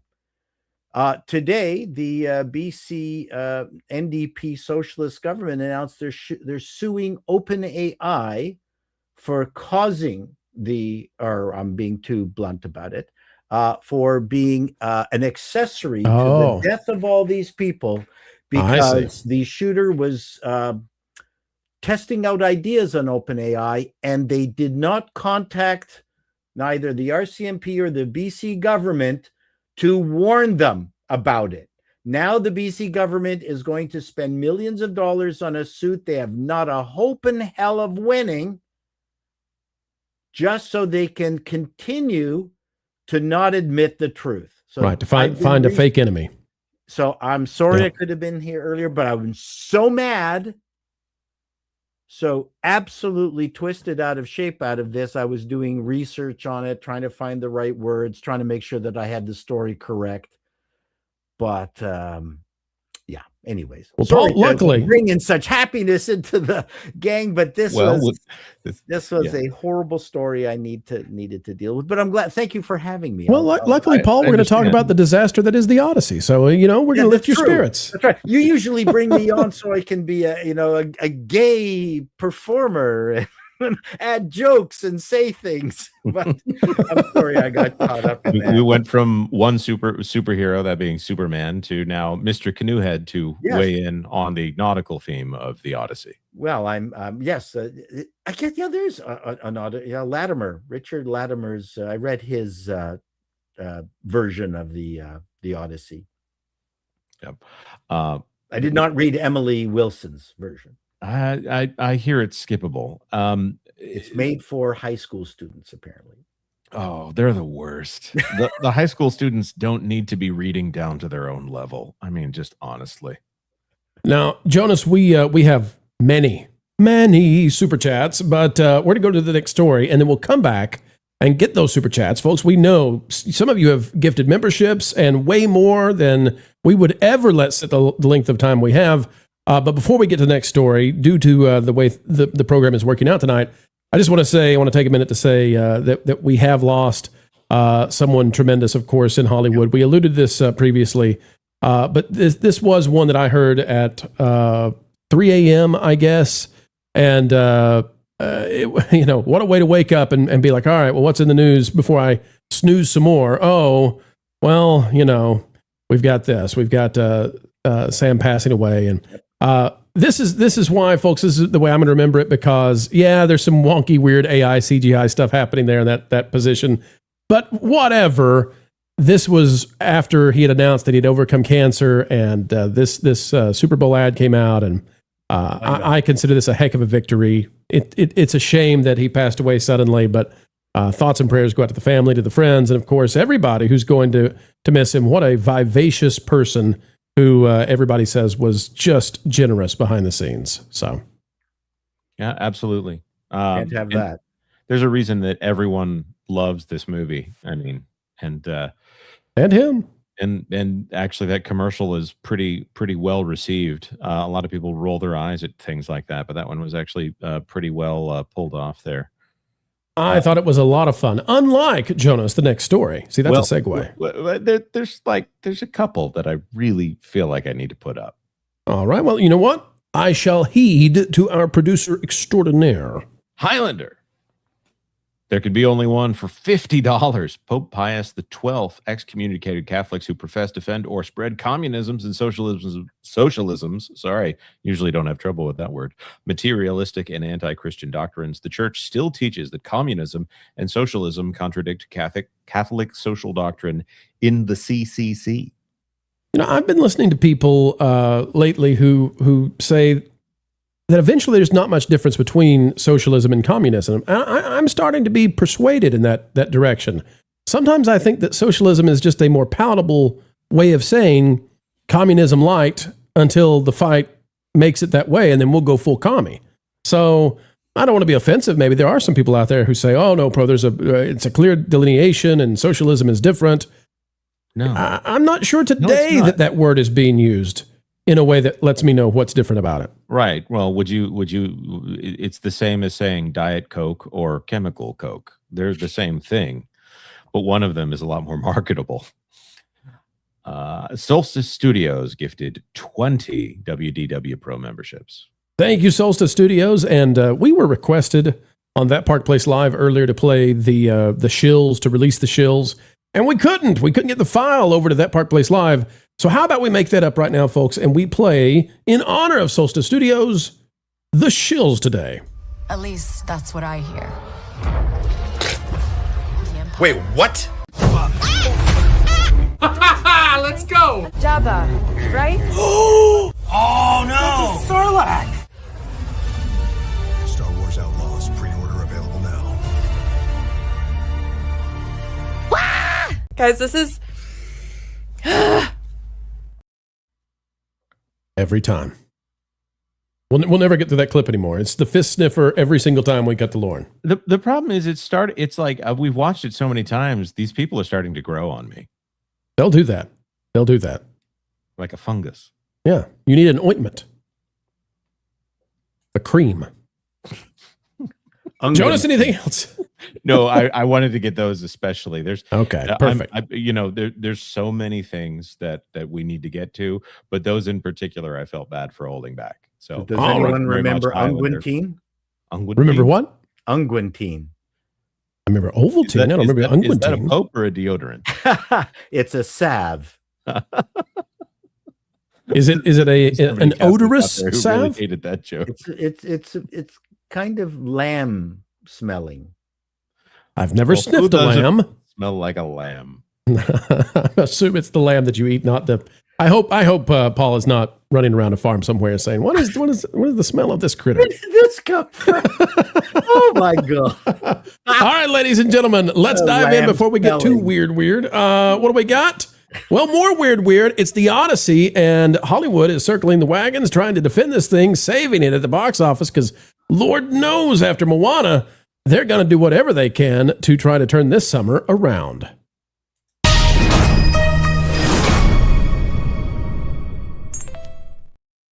It's full-on defense time of the Odyssey, and they are ripping into the critics. Fox News is reporting on this one from Outkick. More Hollywood hypocrisy. Comeback title.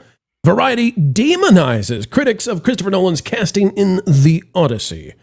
Variety applauds authenticity and representation in remake of Moana while attacking Elon Musk for Odyssey critiques. Ian Miller writing this one. And folks, don't go anywhere because the memes that are coming out of this are amazing. Even better than this Bison, who, by the way, the Bison, come on, stop throwing people around. It's not nice. Says Hollywood and its media partners may have abandoned any pretense of creativity, originality, or intelligent filmmaking, but at least it hasn't given up on hypocrisy. Take, for example, the brilliance of Variety, a publication dedicated to entertainment, industry news, and coverage. Variety is, like most companies associated with the film business, openly and proudly left-wing. As such, anytime those on the right are even tangentially associated with the right notice or say something about a movie or entertainment property, Variety leaps in to defend their political party. So, on the one hand, it says there's Moana, a fictional story based in mythology set in the Pacific Islands. The original 2016 animated film was widely enjoyed, critically and commercially successful. Okay, good deal.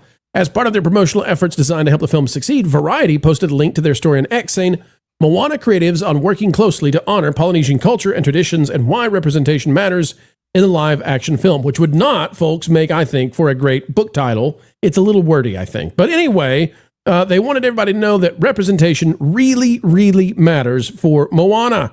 Even this degree down here, it says, quote, aspects such as traditional Maori tribal tattoos known as tapmoko, the rich expression of history through dance and generations of Polynesian traditions are the beating heart of Thomas Kail's adaptation. The left of film's cast and creatives, or that left the film's cast and creatives feeling a sense of pride at seeing their culture represented on screen. Goes on to talk about just how important it is to represent. Okay, go Moana A. And then The Odyssey. It says that's great. The film is based on those cultures and their mythologies and traditions, so getting the details right is admirable. Except, and here's where the modern Hollywood tradition of hypocrisy comes into play, this same exact media outlet had the polar opposite reaction to critics of Christopher Nolan's upcoming release of The Odyssey. It goes on to talk about how there are no Greek actors of note in this film. It talks about Elliot Page as a 5'1" tall trans actor playing a Greek soldier. Kenyan Mexican actress Lupita Nyong'o as Helen of Troy. Zendaya is Athena, a Greek goddess. Other leads in the film include Matt Damon and Tom Holland, who have no Greek ancestry. In fact, it says not one of the main actors or actresses are Greek. There's modern language like dad used in the trailer, and the armor and ships depicted are not representative of the time with the Odyssey when it was written. Now, it's been said that Christopher Nolan can do whatever he wants to do with his interpretation of the Odyssey, and that's probably true. The problem is Hollywood and the sycophants that drive this industry are determined to sick their dogs on anybody who dares notice the hypocrisy. You can see Variety says why Elon Musk and his troll army's attacks aren't just silly but wildly inaccurate. And as I said, this has led to some of the greatest memes of all time because, when you need to get your point across, nothing does it like this. Take a look, folks. Wilt Chamberlain, a Christopher Nolan film starring Peter Dinklage as Wilt Chamberlain. I mean, just look at that. We can do this, right? Paul, this will work. You think this will work? Will they go for this? No.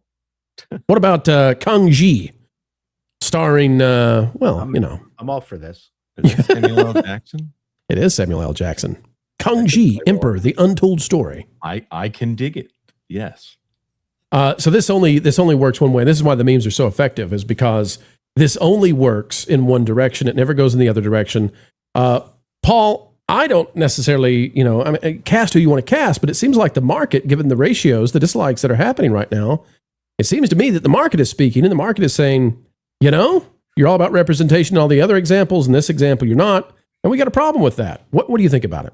Well, I divide it a little bit differently in terms of people who are complaining about what we've been commenting on prior to the release of the movie, is that we're not judging the movie based on, let me rephrase that. We haven't seen it, so we can't review the movie. Our opinions about the movie are going to be unique to that experience. But it is disingenuous for people to get mad at us for looking at the material that the gang have offered to us up to this point and being underwhelmed. That is completely legit. When we see something like this, are we not allowed to say, have some doubts about what the final product is going to be? When we see one trailer after another that is this brown, sandy mess that we can barely see through, are we allowed to say, you know what? We can't really see what's going on. This doesn't look so good. Should we be pillared for making those observations based on what you have given us? This is not our fault. The fact that you have not given us anything to be excited about. And with regards to, depending on your view of the casting, just the opposite. Now, one interesting thing is that during one of the football games, I saw some kind of 30-second teaser trailer that looked like it was some kind, it turned the Odyssey into an adventure movie with like every single sword battle, every single ship thing, water, lashing the masts. And I went, okay, where was this little trailer? Did anyone see that one? The adventure, the 30-second adventure trailer? I didn't see it. No. It was unlike any of the other ones. I went, okay, this looks like a panic. Because probably you weren't watching football. Well, the panic is well earned because I think it is. Paul, I'm a pragmatist here, and we talk about the mainstream middle, the sensible center. That's where the money is made. And when I see that you've got 81,000 likes to 766,000 dislikes, and when I realize that I have never seen a movie be ratioed over and over and it perform well, I've never seen that happen. This can be the exception. But, I look at this and I say, somewhere, somebody failed. Now they can fight about that. They can get mad about that. But that doesn't change the fact that you failed in the marketing of this somehow, some way. Correct. And maybe you can't fix it. Maybe the substance of the product itself is offensive to the market. Whatever.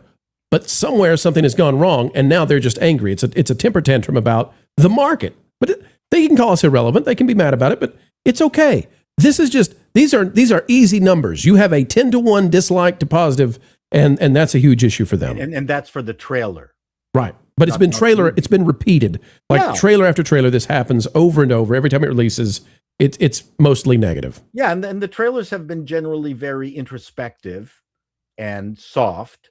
And I think that was the plan. And they thought that we were going to be looking inside of Chris Nolan's massive brain and be completely enthralled by the scope of what he's showing us. And basically we're going, no. So independent of all those other things, such as we're concerned about the dialogue, we're concerned about the source material, we're concerned like that. Okay, yeah, really? Do you think the dialogue, though, is that just a straw man? Is that they've invented a controversy that nobody was talking about in order to have something to fight back against that's easier? I can only tell you once I see the movie.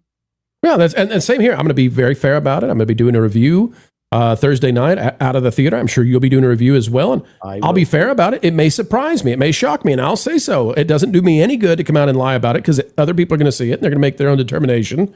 But at least in the lead up to this has been atrociously handled, and there's just no way around that. So, yeah, well, it doesn't have the scope of a Ben-Hur, although that's an old style movie. But that's one of my favorite movies. It's a spectacular story. Sure, and, the religious element in it is brilliantly done. And I'm just not. I mean, again.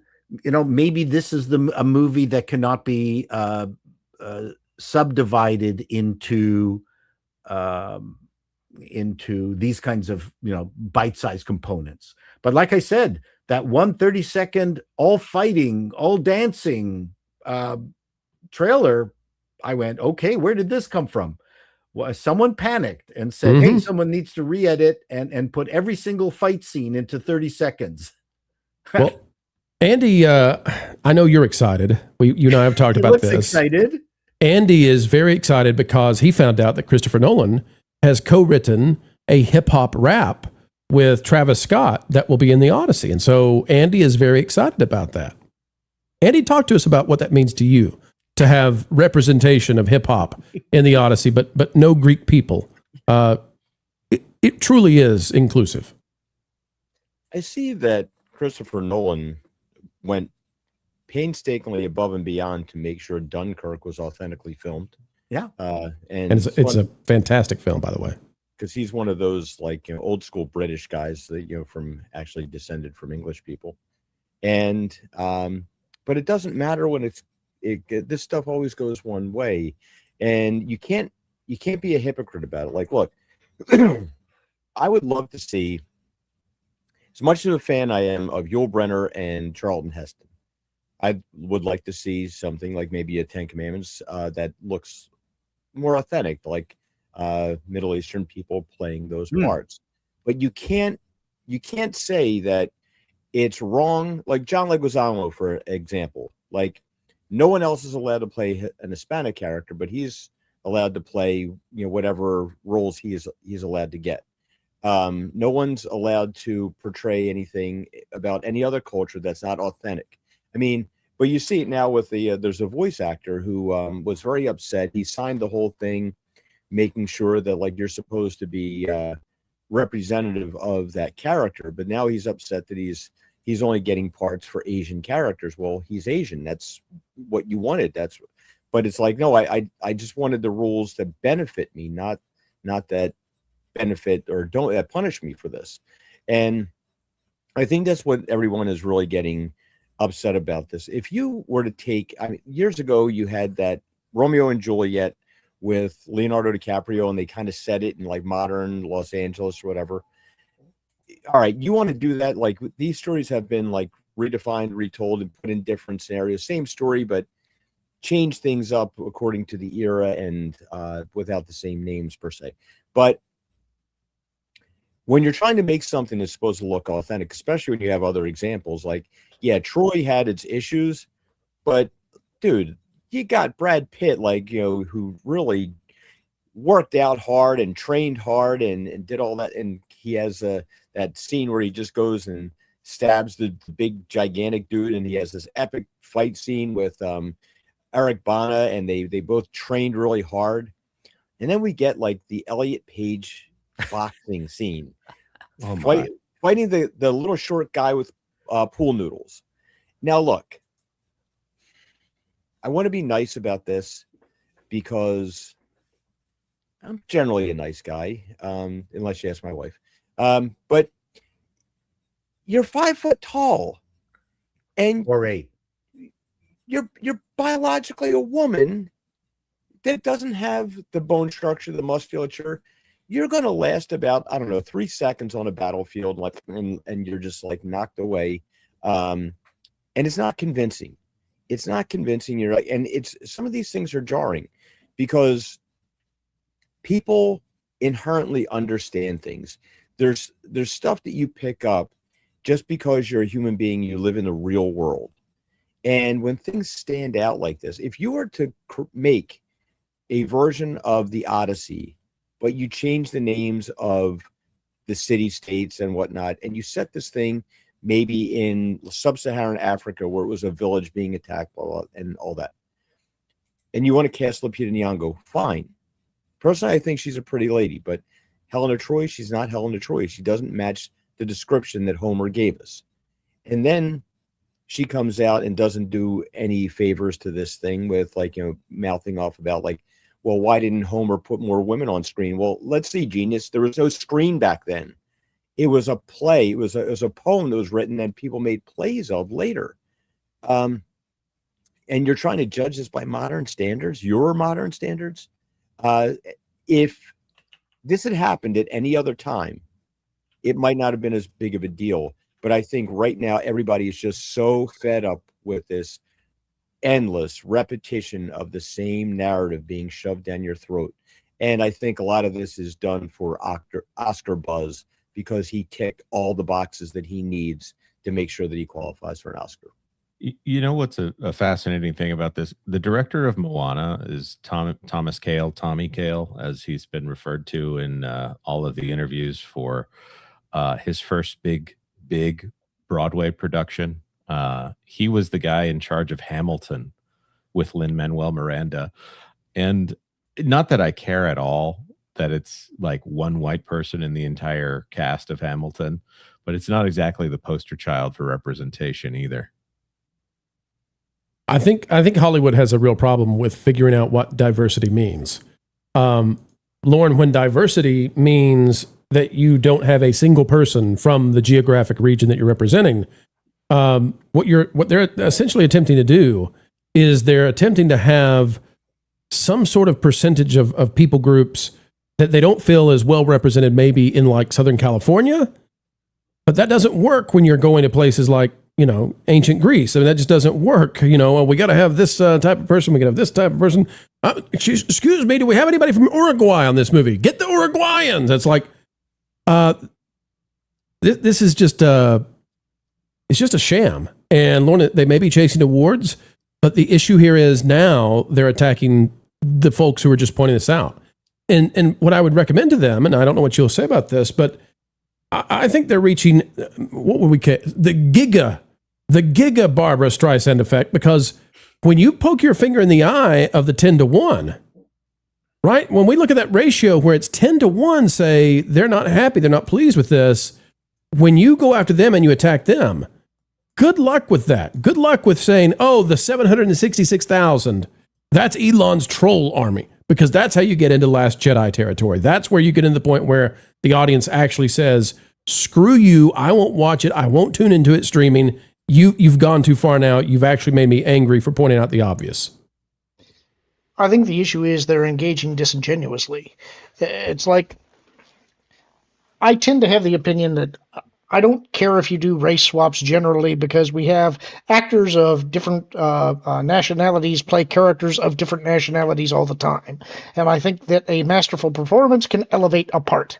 But In this case, one, you have a number of actors who apparently were not familiar with the source material to begin with. A director is allowed to have his interpretation, but we're also allowed to make a decision about what we're interested in seeing. So Christopher Nolan can come out and say, all of this is irrelevant because nobody has seen the movie. Fine. Many people are not going to see the movie because you have turned us off. You're not entitled to our cash. You're not entitled to have us purchase a ticket. You actually have to sell us on this thing. And you apparently have no interest in doing so because the audience has told you, back up for a minute, explain to me why you're doing this. And they don't have a coherent answer for it other than that, well, you know, here's an example. Christopher Nolan saying, we didn't want to have a traditional orchestral score because they didn't have an orchestra back in ancient Greece. So I decided we wanted to have the soundtrack done by gongs. And also, for authenticity's sake, we're going to have a bard played by a rapper. And we're going to have a rap song in the end credits because that's the nearest thing I can think of that would come to a bard in ancient Greek times. This isn't even congruent with itself. And that's part of the problem. You have to sell this movie to us. You have not done so. I'm now not interested in your movie, even though normally I would be perfectly willing to give you a chance. You've insulted us, and that's why the movie is not going to do well. All you had to do was sell the movie. But you think that if you present these magic signals and you say these special words, it presents a shield. That doesn't work anymore. The audience is done with it. You need to entertain us. That's your only job. I actually think it's an anti-shield. I think it actually is worse than not being effective. I also think the only way to fight a Giga Barbra Streisand is with Mecha Barbra Streisand. Somebody got the South Park. I do want to make one additional point. There is a part of me that is morbidly curious. He keeps saying that we haven't seen the movie, so we can't judge it. I asked this question, I think, on the M4 Empire the other night. Do we think that Christopher Nolan is pulling a Joaquin Phoenix here? Do we think that he's actually just playing this part all through the thing to reveal the hypocrisy of Hollywood? Is he making an anti-movie? And then there's another part of me that wonders, okay, what if the last scene of the movie is us going to a high school English class where somebody is badly trying to explain the Odyssey and everybody's looking puzzled, and then somebody turns to the camera and says, read a book! You know, if they did something like that, all right, maybe you've made a point. But if you haven't, this thing's going to get buried. Well, it's Monday. We're back again.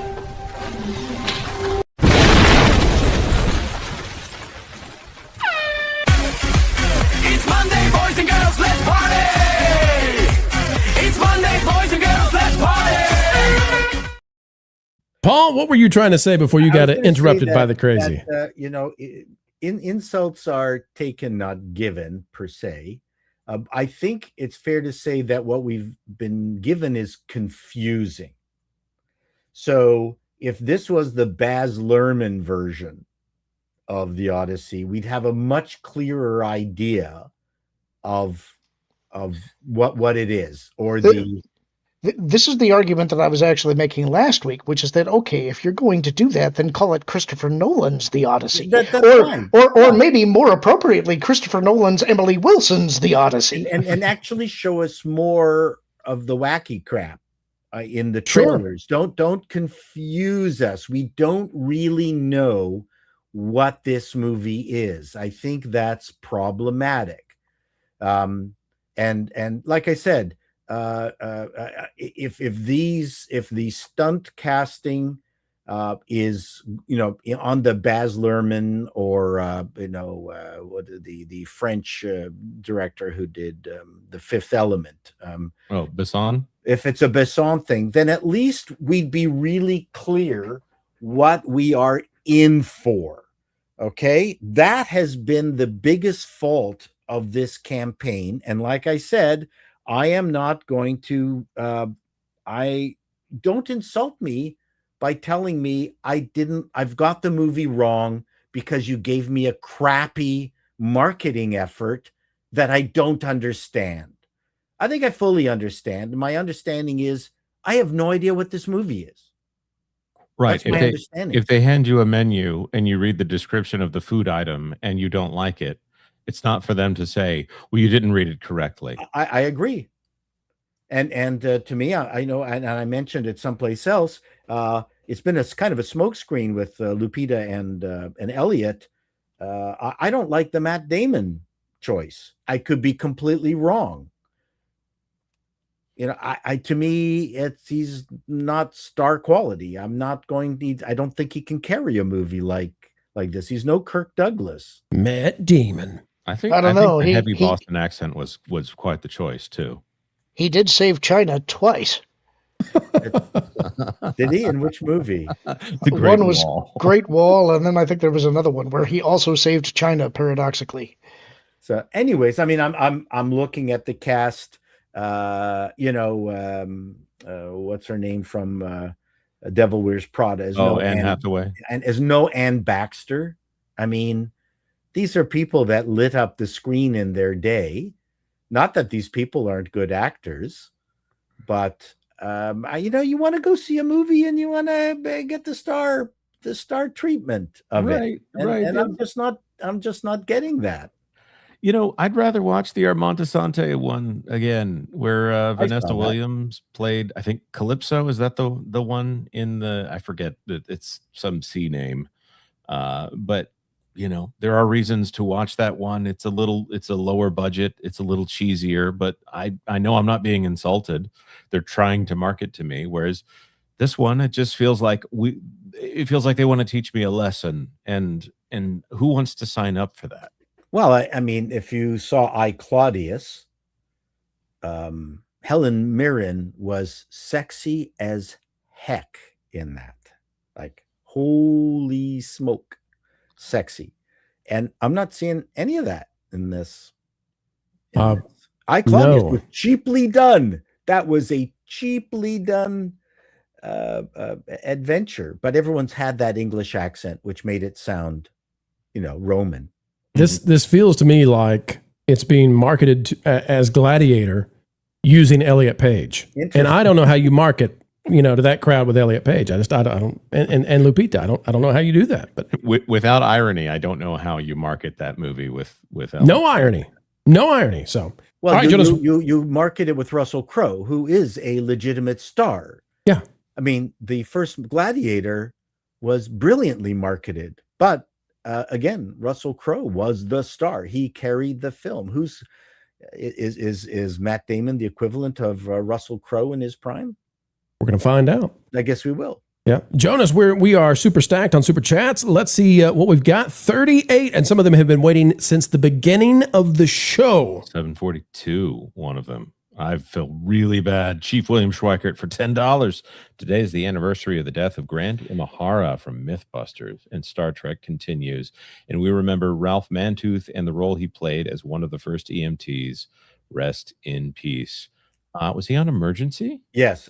I never saw a single episode. That was, as far as I was concerned, that was a chick medical show.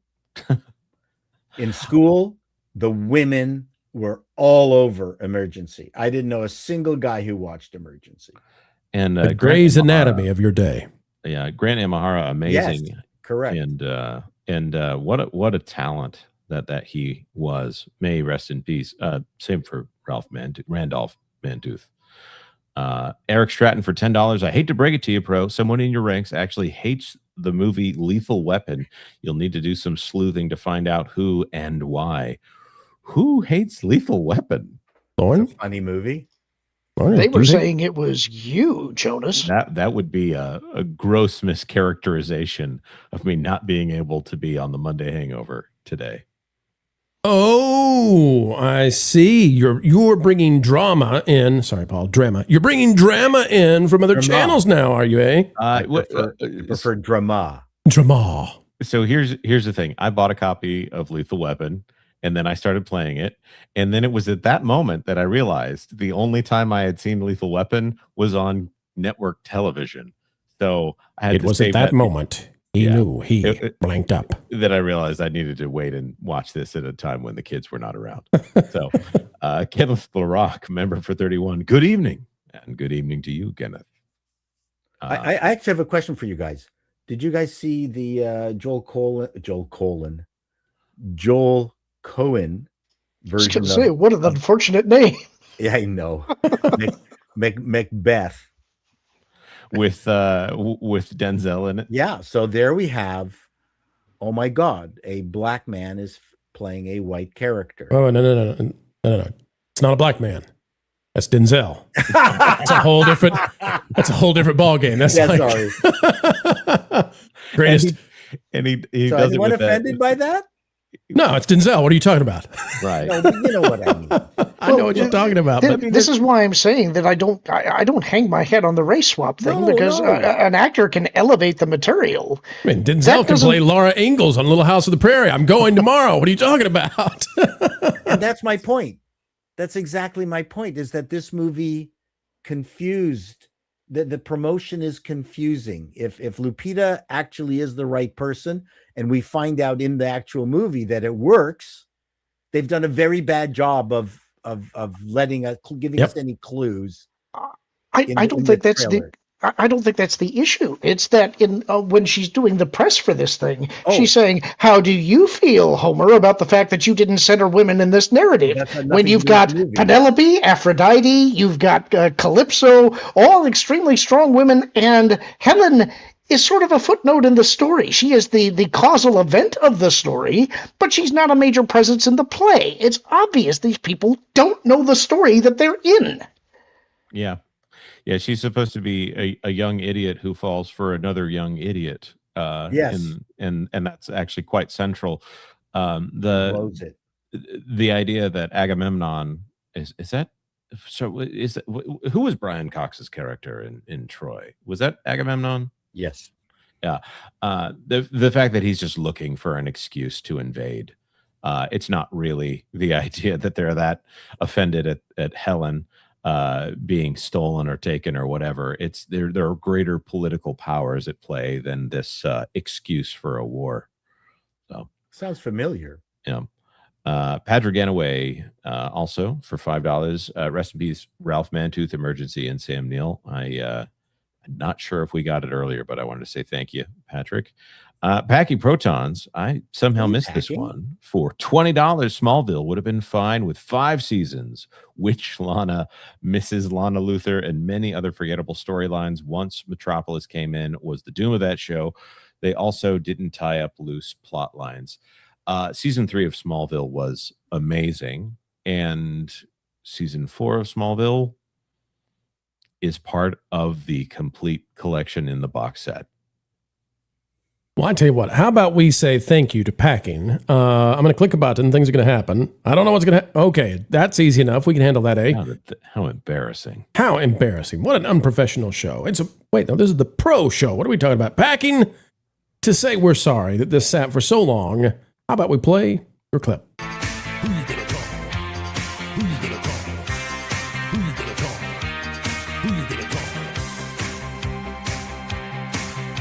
God dang it, from the bottom of our hearts here on the WDW Pro channel, thank you.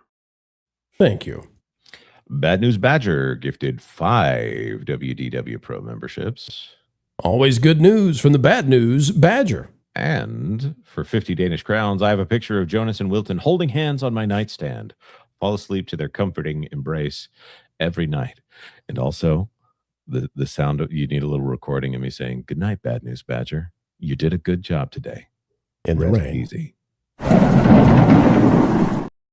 Jonas, I'm stopping it. I accidentally cut off your spiel. No, the spiel was done. Are you sure? I don't want to. You're good.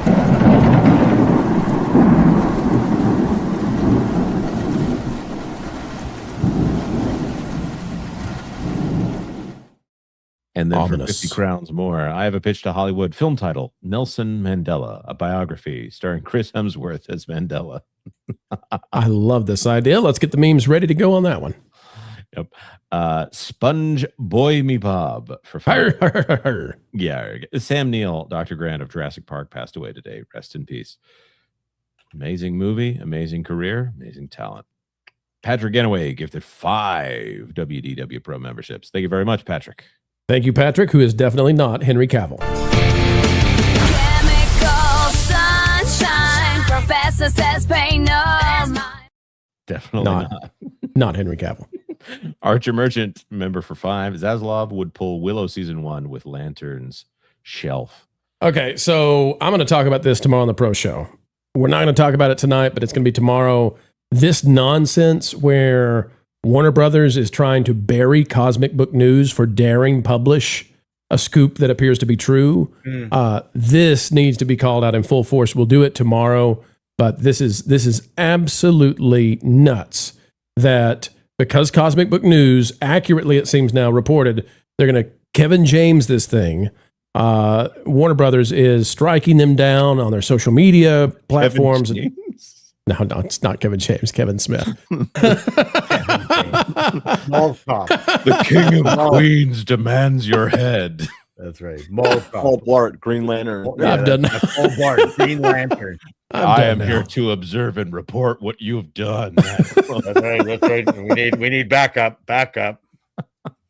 The mistakes that are worth it. Anyway, we'll talk about it tomorrow.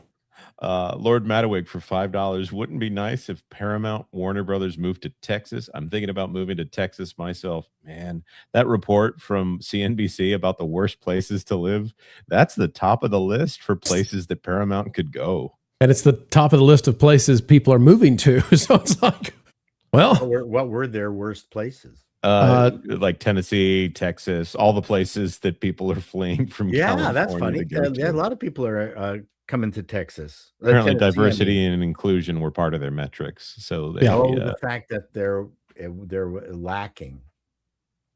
Right, which that seems to be something that may be solving itself right now. Anyways, Ghana. I wonder how that made happens. it illegal to be LGBTQ+, so I'm sure they're not going to include Ghana on the list. Not Ghana. Crush for $5. Jonas, love the husky figure. If Pro gives you an attitude, just tell him you're a before model and identifying as trans slender. Keep up great work, D. We're using that. We're keeping that forever. Fat people are trans slender. We're keeping that forever. We're going to use that again. We're going to get in trouble for that as well. Sorry that really being on the panel there. We are really going to get in trouble for saying trans slender in the future, but that is great. So I believe this is pronounced Jay-Z. Jonas looks like young Dr. Light from Mega Man, Rockman in Japan. I'm sending Mega Man to go find Dr. Wiwi. I think you're the Goodwill Hunting of Jonas. That is the. Hey, is it true that the real Jonas is hiding behind you still? Is he still back there? Can we see him? I think I turned him off. Let's see. No, that's not button. Let's see. Where is it? How many do we have of this? Nemo. There we go. Hey, old Jonas, you're back. We've missed you so. Look at you. Look at you. Okay. So let's see here. O2RR for $2. Saw Minions and Monsters yesterday. 7 out of 10 for me. That's same score I gave it. Yeah. Tremendous first act. Very average second and third acts. Too bad. Yep. And I like that Dort though. He's fun. Sherilyn, member for 24. Pro, great to see you without the sunglasses. Just to prove that I actually have eyes. He had to prove that he didn't get in a fight last night against the Cobra Kais.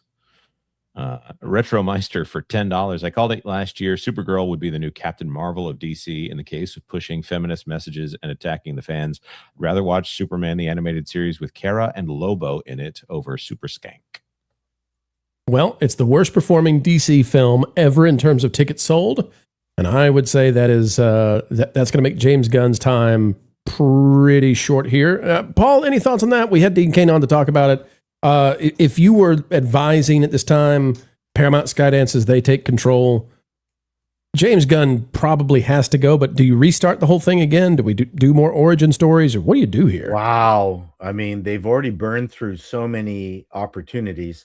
My thought, the easiest solution for Marvel and DC is to go back to the way the comic books were done, in that you could literally reboot any of the comic books under the guise of a new artist. So if you had Neil not deGrasse Tyson. deGrasse. Oh, phooey, Jonas, we were on the same one. Neil Adams. Neil Adams. Thank you. You could advertise and bring on a director and say, this is going to be the equivalent of the Neil Adams Spider-Man. And then you get a feeling, oh, you got 3 movies in. I'm satisfied. This was great. Oh, this is going to be the McFarlane Spider-Man. And then you have a completely different take on it. I think that is the way out of this mess. They should be able to then, recast Iron Man and, go to a Kirby run of Iron Man whenever it happens. And don't try to connect anything. Don't try to turn that into a multi-universe experience. Just connect it to a creative person. I hate to say it, it's sort of like what they're doing with Batman on, which wasn't too horrible. The first Batman was the most recent one. The Batman, Batman. At least it had a look, a style, an approach. And if it was successful, you could see doing 3 or 4 of those, right? That is the only way I think they're going to be able to save any of these superhero movies, by putting it under the thumb of a creative that owns it, like Sam Raimi did with the first 3 Spider-Mans, right? Yep. Those were well, no burden of a cinematic universe, though. No more cinematic universe. A creative person gets a run, so nothing has to be connected. That's how you solve it. Now, speaking of exactly what you're talking about, I don't know if you guys have seen this, but Apocalyptic Horseman, who has a pretty darn good accuracy when it comes to scoops, and we're careful when we say that, is corroborating My Time to Shine Hello, which we, sometimes has it. But My Time to Shine Hello says that Adam Driver will be playing Magneto in the rebooted X-Men after we get through all of this Avengers nonsense. So I don't know what you guys think about that casting. That's interesting. I'm not he's immediately opposed to it. He's a very talented actor. He was able to take someone as simply written as Kylo Ren and make him interesting. Do something with him, yeah. Yeah. I think he's a great actor, so that's already a plus. The other rumor is Patrick Wilson for Charles Xavier. I haven't seen that one necessarily corroborated, but they're probably going to find an excuse for him to have his hair for most of that. I'm just going to say. I don't know. I don't know what they're going for. For me, it's going to be, what is the tone of all of this? Magneto, okay.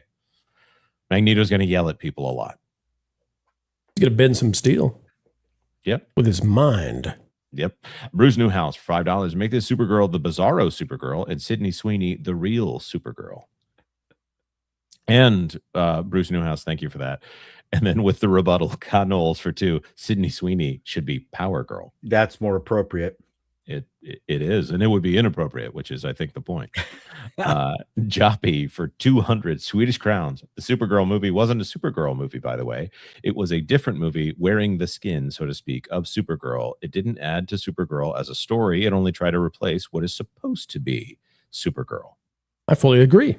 I think I have a heretical approach to this. Is I got to read the Woman of Tomorrow series, and if they had just stuck to that, because that's actually a very positive book. Supergirl is heroic in that comic book.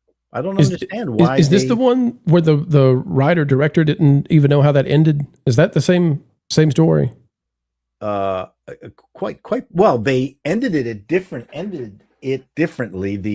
The poisoning of Crypto was a great twist, actually, in the comic, and super important for the ending. Really, really well done.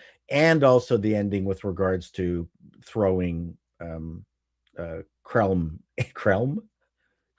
something like that, Krem, into the whatever that super. So it is the same story. So this is the story where the writer for Supergirl was telling a journalist that they match up exactly, and the journalist had to explain, no, actually, no, it doesn't. This movie doesn't end the same way, and the writer was flummoxed. They didn't understand the story they had based the movie on. Can I suggest a way to fix the story to you? I think it's too late, but go ahead. make this villain not the real villain of the series, this Krim. Make him the son of the actual antagonist who is revealed in the next movie, and that he is actually the son, therefore he is the lesser. The actual antagonist is his father, the senior. He's really Therefore, mad. what he is creme de la creme. I knew that was coming. You took us along there. I appreciate. I prefer creme brulee. and then they could say of Supergirl, she's French, you know. Back in protons for $10. But the comic book's much better. They could have just followed the comic book. I don't know why they didn't. Trace it, man. Trace it. Packing protons for $10. Thinking of doing a comic company as well. Classic Comics gives you an idea of bringing back all the old tropes you don't see anymore, like ants carrying away food at a picnic. Hey, sounds great to me. What is it? Gasoline Alley? Those kind of things. Those comics, yes. Yeah, let's do it.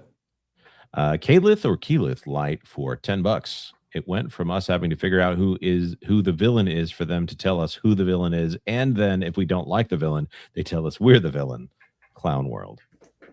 Yeah, I think you've nailed it. That's exactly right. Because when we don't do what they say we must do, and when we actually do what they say do instead, which is don't go see our stuff, then the market becomes the villain.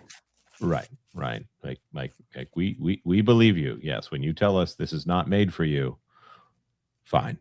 Rod Thunderheart, member for 25. Hail Pro and everyone. Hey, Rod. Hard at work on See Through Love 2 Pyro. Interesting. Hey, look at that. It's Top Cat. See, they need to bring out the Top Cat comics. I agree. Actually, I found myself trying to explain what a big deal the John Goodman Flintstones movie was to my kids. Like, no, they actually had to build this thing. They didn't just do it in a computer. What else you got over there, Paul? That's not all you got. You're looking at. What do you got? I got some interesting. The Justice League. Oh. Rod, I'm going to make sure your super chat gets read. Don't worry. The 12-cent comics, back from the 60s. Black Hawk. So cool. Why is he white? Because he knows how to get down. Rod Thunderheart, member for 25. Hail Pro and everyone. Hard at work on See Through Love 2 Pyro. I've actually been working on getting a book trailer done. It's a romance, martial arts, sci-fi, comedy, drama, and spy thriller. Never tried to blend genres, just did. Yes, you did. Yes, you did. What? Wait a minute. It's a comic off. What do we got here? Andy's holding up Captain America. Oh, look at that. No. Chano's got the man from, oh, wow. John Wayne-esque, eh? Good old Key Comics. Yeah. What do you got over there, Andy? Key Comics. What are you holding up now, Andy? You got Falcon. Nice. These are all my old Captain America comics. I'm currently doing a video of my new Daredevil figure with a crossover with Captain America, so I had to pull this stuff out. Yeah, I forgot I can do this too now that I'm on camera. Yeah. Look at that. If I don't hit the lights. Got my Chuck Dixon Robin comic over there with Vigilante on it. Yeah. One of my favorite covers for the Robin ones. I got lots of my. That's cool. Very cool. This is great. Jonas, what you going to show off down there? Come on, Jonas, do a cartoon comic. All right. Well, he did it. He did it. Okay. Very cool, guys. I remember that one. Yeah. I remember that one. Yeah. All right. 16 super chats to go. Let's get going, Jonas, and get our stars up on the screen. I got to do one more just for Chato. Okay. Okay. Oh, there Wee wicked. Look at. No, hold it back up again. We're not done with that. That's too cool. That's me at the bottom. It's too late, Tebow. We can't escape. No, not the girl, but the one right above her. That's me. That's Paplu. Okay. Look at you. Wow. Haven't aged today. By the way, those things existed. Just because I got look at that trouble from Eric Stratton, there you go. Yeah. Hey, Chato, if you ever do the audiobook version, they're going to call you for this. I didn't get to play anyone in the droids. Oh, it wasn't as good. Ewoks was a better cartoon than it was a part of the same 15 minutes of droids, 15 minutes of Ewoks. for half an hour. So. Nope. J7 for 5. Jonas, it's J7. Those are my initials, actually. Your initials are J7? 7? J7P2. All right. Chief William Schweiker for $2. Mr. Cain, feedback on the death of Randolph Mantooth. I'm sorry that I missed this one, William. That's my bad. Well, William, we do appreciate it, and we apologize because that's 2 from you. So we owe you, William. So we'll do our best to get that fixed next time for you. Okay. East Coast Toasty Boy for 5. I'm so glad we're done with British Cigarette Month. There was a lot of backlash this year. Good. Hopefully June will be a normal month next year. Wait a minute.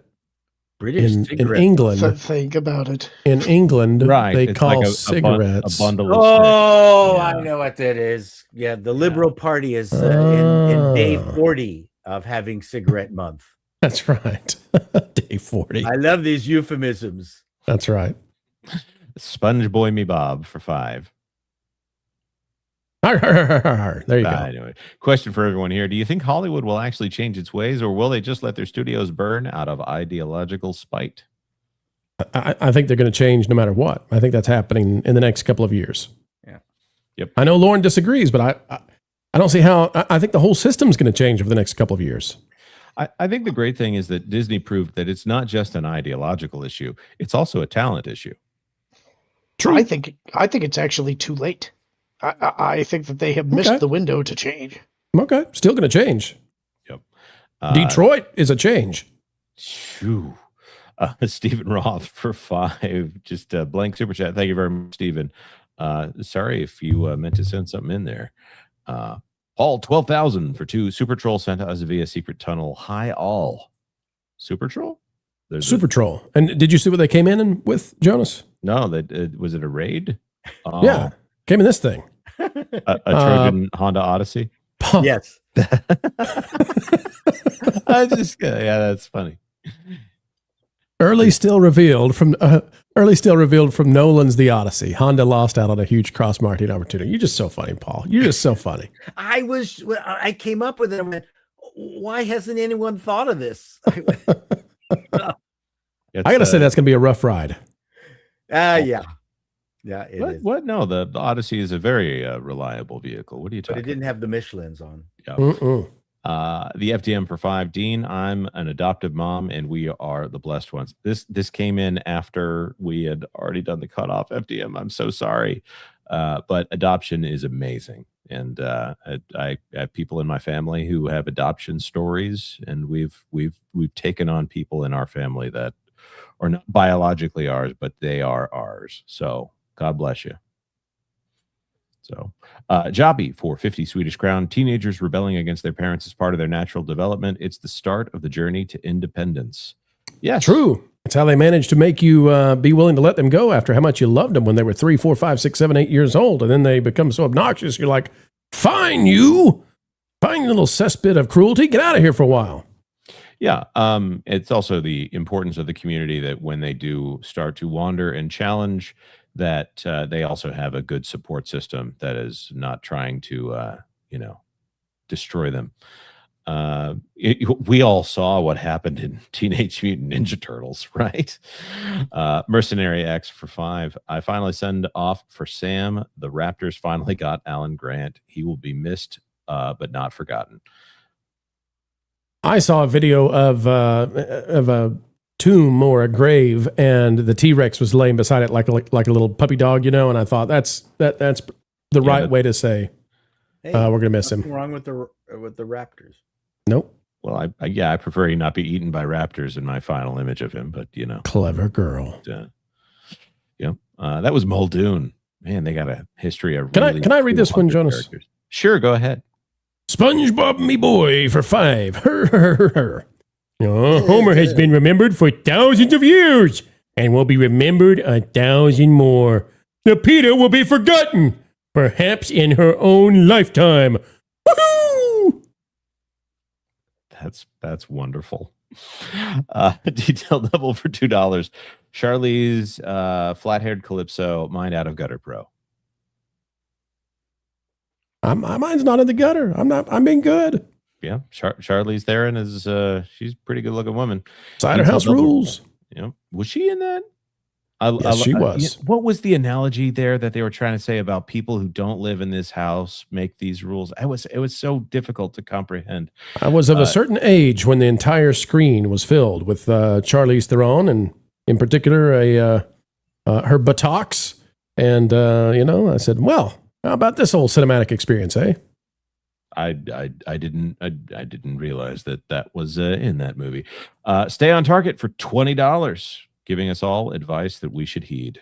That's right. And stay on target. What a pleasure it was to be on your podcast the other night. And I know it's if it's not already available to the public now, it was members only Friday night. If it's not already available to the public, we're looking forward to having it out there. And hopefully we can have you guys on the show soon. It was a great conversation, and we really appreciate you. Cool. Archer Merchant for $2. I stand earlier comments. Greece should ban Nolan. Ouch.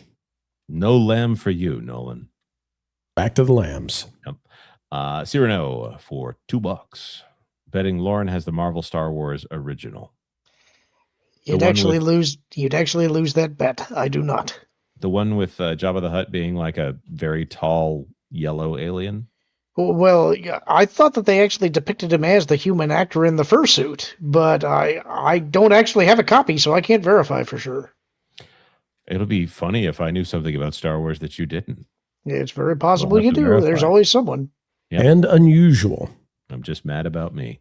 Doge Pal for $2. Past 10 to 15 years has been the tin age of comic books. I think it's a good comparison. And I know that you got that joke, Lauren. That was definitely not. Yeah, I know you just slipped it in so that I couldn't respond. It's very fast. You're a sneaky boy.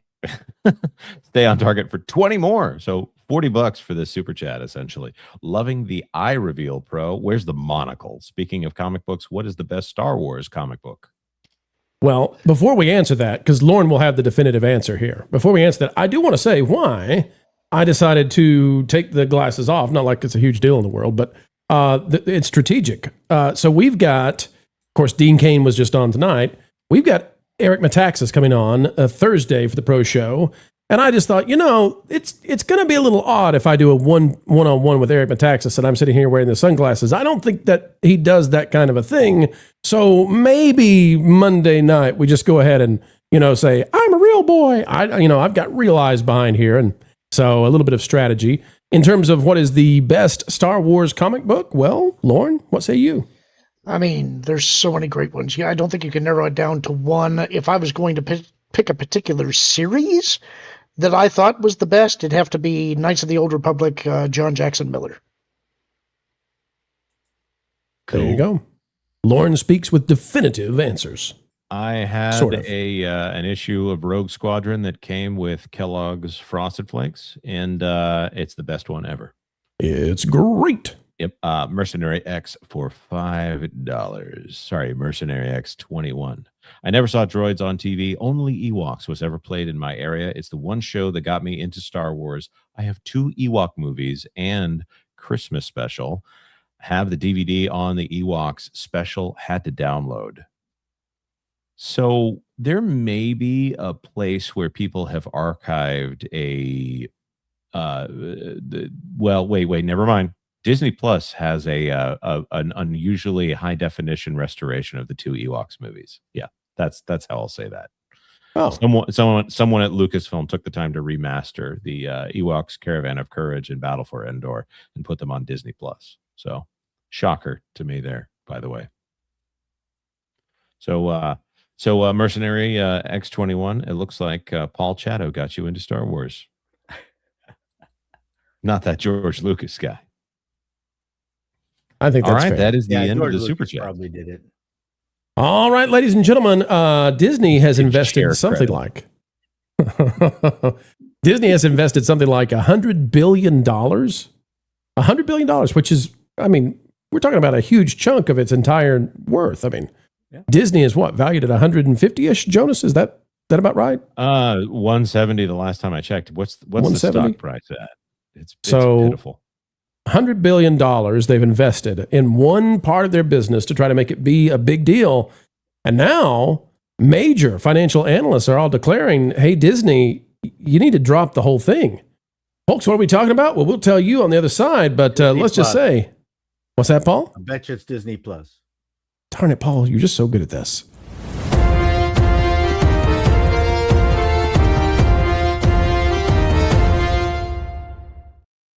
The dream to stream is not coming true for Disney. The Hollywood Reporter has this one from Alex Weprin, and it says, should Disney exit the streaming business? Wells Fargo analyst Stephen Cahill argues in a new research note that focusing on IP and experiences could raise Disney's stock price by 40%. And consider, this is after they've spent $100 billion, not million, $1 billion on investing in streaming. It says the Walt Disney Company, despite being the undisputed leader among the legacy entertainment companies, maybe, has been dealing with a stock price that has remained stubbornly flat over the last 16. Sorry, it says 5 years. I was supposed to say 5 years. It's not 5 years. That's despite Disney's status in the streaming wars seemingly secured. Oh, really? Paramount Plus, HBO Max, Peacock, and the rest are fighting for a piece, even as most observers say that Netflix and Disney are the only subscription players with the scale to compete already. But one Wall Street analyst, Wells Fargo's Stephen Cahill, is asking a provocative question in a research note released Sunday. What if the key to unlocking Disney's stock price is exiting the streaming business? Now, this goes on to talk about it could increase Disney's value by 40%, which is to say, how bad must streaming be? And all of these paragraphs where they go on and they talk about, well, you know, they're up there. They're big kahuna. They're doing so darn good. It's so avant-garde for what this analyst is saying. That's all just to say that Hollywood didn't understand this and Wall Street does. You've got Paramount, of course, out there getting ready to make their big changes. But Paramount may be merging Paramount, their offering with Warner Brothers in streaming. That's going to be something that takes on Disney. You've got the other stuff going on right now where YouTube is just absolutely leaving all of these streamers in the dust. Mm-hmm. And now, you know, Disney has had to merge their Disney Plus, their Hulu, their ESPN, all together just to get 5% market share. So if you look down here, what we're talking about, Paramount is at 2.1. If they combine with Warner Brothers Discovery after the merger, they're going to be right there with Disney. Roku and Tubi are both at Disney's heels. And Disney, with everything added together, is still trailing Netflix by 7.8. But you'll notice that part of what they say is the subscriber-only model. Well, that's because YouTube is just annihilating everybody. Disney, with all its streaming services combined together, gets to 5%. YouTube, with just the TV app alone, which I dare say is a massive minority of where traffic comes to YouTube, YouTube is at 13.4%. Streaming now accounts for the vast majority of what TVs are being used for. It's not even close to anything else. Streaming is king, and YouTube is king of that. Disney, combining everything they have at $100 billion of business together, has 5% market share. Jonas, I want to go to you. You study this kind of stuff. You've paid close attention to it. Walk us through, do you believe that Disney dropping Disney Plus would actually give them this kind of a stock increase that they badly need? You know, it's complicated. I think, first of all, if they did do it, they would have to do it as a repudiation of Bob Iger, and I don't think that they'll do that. That $96 stock price is a shame, considering how much money that they have spent in order to get down to that level. So let me just show this real quick, Jonas, because they said the last 5 years. We are in 2026, obviously, the time of this recording. $96. The Disney company earned or made their way up to $96 the last time, and I'm zoomed out here. Let me see if I can hit it. It's sometime January, February of 2015. The Disney company has been here for 11 years, and if we were just to track inflation, like this company is losing ground badly over the last 11 years. Right, and that's, you know, there's so many things that they've taken on, let alone the $70 billion purchase of Fox that disappeared from their market capitalization. They've combined with another company, and that other company has disappeared essentially on top of this, and then they've lost value on top of that. So the thing that I ended up talking about online this evening with somebody is, do you really think they would do this? Would they actually shut down Disney Plus, and I think they would, but they wouldn't say that they shut down Disney Plus. It would be the kind of thing where they could easily say, okay, we're going to rent out some content to they would license it to Netflix, and they would make more money selling the first run of whatever they have from the theaters to Netflix or to Amazon Prime. You know, Amazon is $1 trillion company as opposed to this paltry $166 billion Disney company. So that's how Illumination makes their money with the Minions. First of all, they keep their costs in line. And the second is they are already getting a $50 million check per movie from these other streamers. And Valiant Renegade only brings that up 8 times per live stream.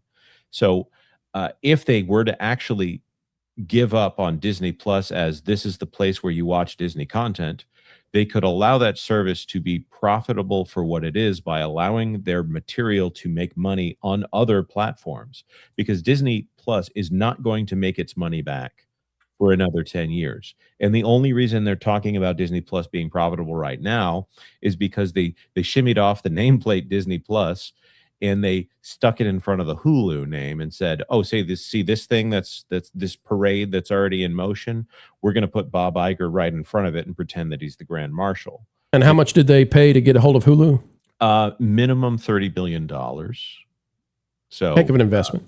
Yeah, that's not counting content costs. That's a good portion of the Fox deal, and also the deal with NBC Universal. So unbelievable amounts of money in order to try to make this thing work. So Lauren, people often say, when are we going to find, when is it going to come to light what Star Wars and Marvel and the destruction of these franchises, when is it going to come to light like this actually damaged Disney? Or does it just not matter? And I think this is the story that proves this out. Because had Disney kept Star Wars as a vibrant franchise, had they kept Marvel as something people were very excited about, the golden goose of Disney, and had they kept their kids' content, like, Lightyear and Strange World, away from controversy, I think Disney Plus right now would be the dominant leading service in the marketplace. And instead, the fact that nobody cares about Star Wars, the fact that nobody cares about the MCU, is why they now have analysts saying, screw this part of your business, drop it. And I would say, on top of that, by the way, that if they don't have streaming, I'm not convinced that the box office and streaming are so separate now, because a lot of times what they're doing is they're making these movies really to go on streaming later and try to convince people to hold on to Disney Plus. They're a theme park company at that point if you strip away streaming. So, Lauren, your thoughts on the idea that this is where we finally see the damage that destroying these brands has done to Disney? I actually kind of disagree with your premise. I don't think under any universe that Disney Plus was going to be the driver of revenue that they thought it was. And part of that is because they simply don't have enough content. You need a massive amount of content in order to keep people subscribed. Content that they want to see, by the way. And I see a super chat from Cyrano that's out there that's saying, I need to keep Disney Plus. I lost my VHS of the original That Darn Cat, and Disney won't release it from the vault. Shame. I think that's what they were counting on. They thought that this vault strategy was brilliant because they used to not release their stuff on physical except for on a regular cycle. And I think they thought that's how streaming was going to work. But the way streaming works is people subscribe to the service, watch what they want to watch, and then cancel. And you can't keep up with that pace. Honestly, what they need to do is exactly what Jonah said. They need to be licensing their content up to additional streamers, making money off of that, and bring back the physical media. Because when they were releasing things from the vault in the past, you were making a purchase, and then you could watch it whenever you wanted. That was the value proposition. That's not what Disney Plus is giving you. So this is actually exactly what the investor is calling for. It says, quote, we don't think the box office experiences or brand value would suffer if the library were on a competing global streamer, aka Netflix. Investors would benefit from a de-risked business model with Disney focused purely on content versus distribution. Josh D'Amaro may be considering all options. Well, now that's interesting that they're going ahead and making the allegation that this is on the table for Disney. That's very interesting to me. But we've said for a long time, Paul, that if Disney had just said, hey, Netflix, we'll give you all of our stuff. Here's the price for it. It's a lot. We want our own Blade in Netflix, Disney on Netflix. There's no cost, like $100 billion completely wasted when it could have been just free money. Total free. You can reverse that. It's like a $50 billion profit for nothing versus $100 billion investment for nothing. It's crazy. Well, I remember very clearly when all the Disney stuff was on Netflix and it worked really well. And then suddenly it got pulled from Netflix. And that on its own was not enough to subscribe to Disney Plus. It was pretty parched. They ran into a big problem in that they were shuffling deck chairs on the Titanic when they would buy one of their unsuccessful movies. And then, so the movie side of the business got a bit of a upward tick. Made it look like it was profitable. Looked like it was profitable, but then it was, shoved into Disney Plus. This hand given to this hand, and pretending that you it's all got Disney. paid. Even though they're probably separated as business units, then suddenly Disney Plus was saddled with a giant debt just to make the movie side of things look good. I would love if they would completely get rid of Disney Plus. I think the problem right now is, what do they do with Fox? I've actually enjoyed being able to watch the Fox stuff on Disney Plus, to tell you the truth. They have a fantastic library. There's some great movies and TV shows there that I watch fairly regularly. What do they do with Fox? Does anyone there on the panel know? I think that they continue to let Hulu do its thing, because Hulu is the only reason that Disney Plus looks profitable right now. Oh yeah, and it's a bloodbath without it. They can do a free tier of Hulu, and I think they probably could do another brand or something like that. Here in Canada, by subscribing to Disney Plus, I get Hulu. Right. What's it like in the States? Is it still separate? They allow you, if you subscribe to it's getting more complicated. I think it's complicated. You subscribe to Disney Plus, you also get Hulu, but you can buy Hulu on its own, because in Europe right now, if you get Disney Plus, it's the same streaming service on both sides and makes half the money. Are you recommending bring Hulu back to its former glory, get rid of Disney Plus entirely, put all the Disney shows on Netflix and put all the Fox shows on Hulu? I would say I think which is what it was at the very beginning of Hulu. It was NBC and Fox. They were the first on. Right, and Warner Brothers had a very small share in all of that. It was an excellent arrangement. Fantastic. It was actually a moneymaker. Right, and Jason Kilar, who later went on to be the CEO of Warner Brothers, he had a great system there. And unfortunately, when he did it to movies, he ended up causing the downfall of the entire industry. So. What I've often suggested is Hulu needs to be the main tier, and Disney, the brand, needs to be the premium. Yes, you pay this much money to get the Disney content, and then they can have their excuse for saying you only get this if you pay way too much for it. But having it as its own streaming service, here's the dirty secret about Disney Plus right now. Disney Plus on its own, without Hulu, the only way that really got even close to profitable is they slowed the content down to a slow drip to where they were only spending a few $100 million a quarter on content for Disney Plus. And then combining it with Hulu and giving it away for free, and being able to use these cable deals to say, this is how much we made from this one, we're going to assign that to Disney Plus. So if they're selling that content elsewhere, by the way, that Netflix deal was $350 million a year in 2012.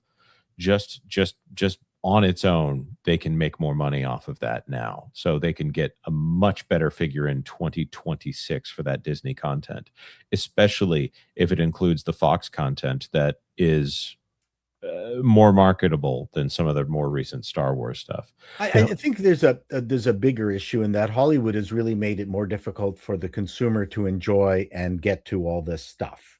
Mm-hmm. And I haven't heard any kind of inklings from them as to just what their plan is. Ideally, my idea that they need to get rid of Peacock, move it to Hulu, get rid of Paramount Plus, move it to Hulu.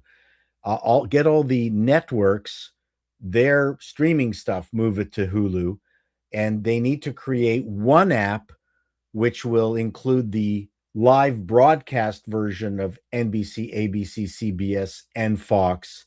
So you're not going from one app to another. Yes, you can give them each an identity within the app and just get out of the cable contract. Yeah. Then both those things would make, and then you add Netflix to the mix. We've got an ideal universe. That's the way it should work. Right. We were all calling for so long for a la carte cable, and that's essentially what we have now. Is okay. This company owns its collection of channels. This company owns its collection of channels. If you want all of them at the same time, you can do Hulu with live TV, which I guess is Fubo now. Which it wasn't Disney. It's funny that monopoly trial went away when Disney bought a smaller company in order to reduce competition. But the problem is the app. It's the apps. It's not like cable. Cable, you can actually sit your ass on the couch and just go up, up, up, up, up, up, up, up, up, up, up, up, up. You can't do that with apps. Apps, you got to go, okay, I'm going to log into Peacock. Now I'm going to log out of Peacock. Now I'm going to go to, it's unbelievably consumer unfriendly. Yep, I agree. And it's the mindlessness too, because I was listening to a podcast the other day about different levels of entertainment. And one of the arguments was when people get home after a hard day of work, their mental capacity is diminished. So whereas they might be interested in something that's really formidable earlier in the day, by the end of the day, they're ready for, just give me a sitcom, right? I'm not trying to make fun of sitcoms or denigrate them. I'm saying it's not heavy lifting mentally. Nope. And I think what you're talking about is the same thing, the same idea. People are ready to just veg out. Let me sit down and just put colors on the screen and make me laugh. That's it. Right. They don't want to be challenged by this. And there's obviously we have a lot of people on this panel that are actually a fan of the format.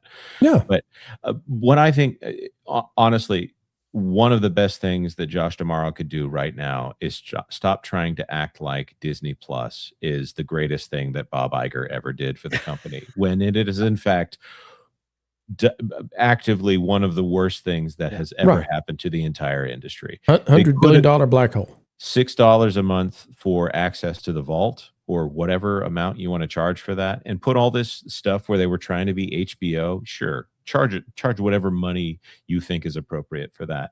But the whole focus on Disney Plus has been the death knell of this company. It has been Bob Iger's ABC reverse takeover of Disney. ABC lives on as the actual company here, even though it's Disney that's on the stock ticker. Bob Iger came in and he took over the company and he turned it into something soulless, lifeless, and coastal elite. And this is all you have left is a TV organization that has grown outside of its original purpose to serve the Disney brand, when it is very obviously the other thing. So yes, get rid of Disney Plus, focus on theme parks, and just let everybody have a good time again. Andy, I'm going to give you the final word, and I want to intro it to you this way. It feels a little bit like Scooby-Doo, and we could have got away with it if it weren't for those darn, kids. And in this case, part of the value that they pitched for Disney Plus was people will come here for Marvel, people will come here for Star Wars, but this came on the heels of them transforming those franchises into sort of, a woke model. And that broke Disney Plus. I think it could have worked if they had given us Luke Skywalker as a hero. I think it could have worked if they had given us Marvel characters that we could get behind, and they didn't feminize everything and do the mantle strategy. I think they sabotaged themselves. What say you?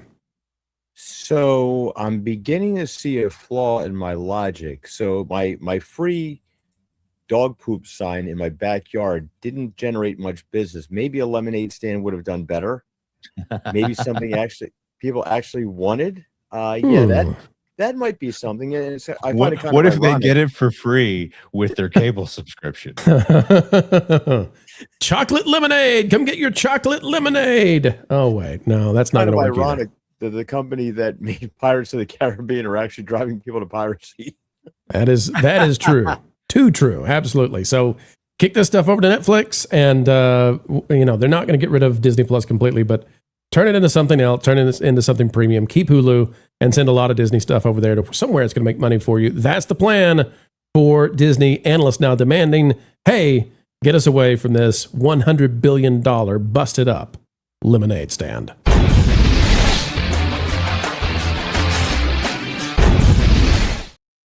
Goodbye, California. See you later. Paramount has had enough after a war is being waged against them for taking over Warner Brothers. Cleared by the U.S. government, California wants to pitch a little tantrum here. And Nina Jauda says this on the New York Post.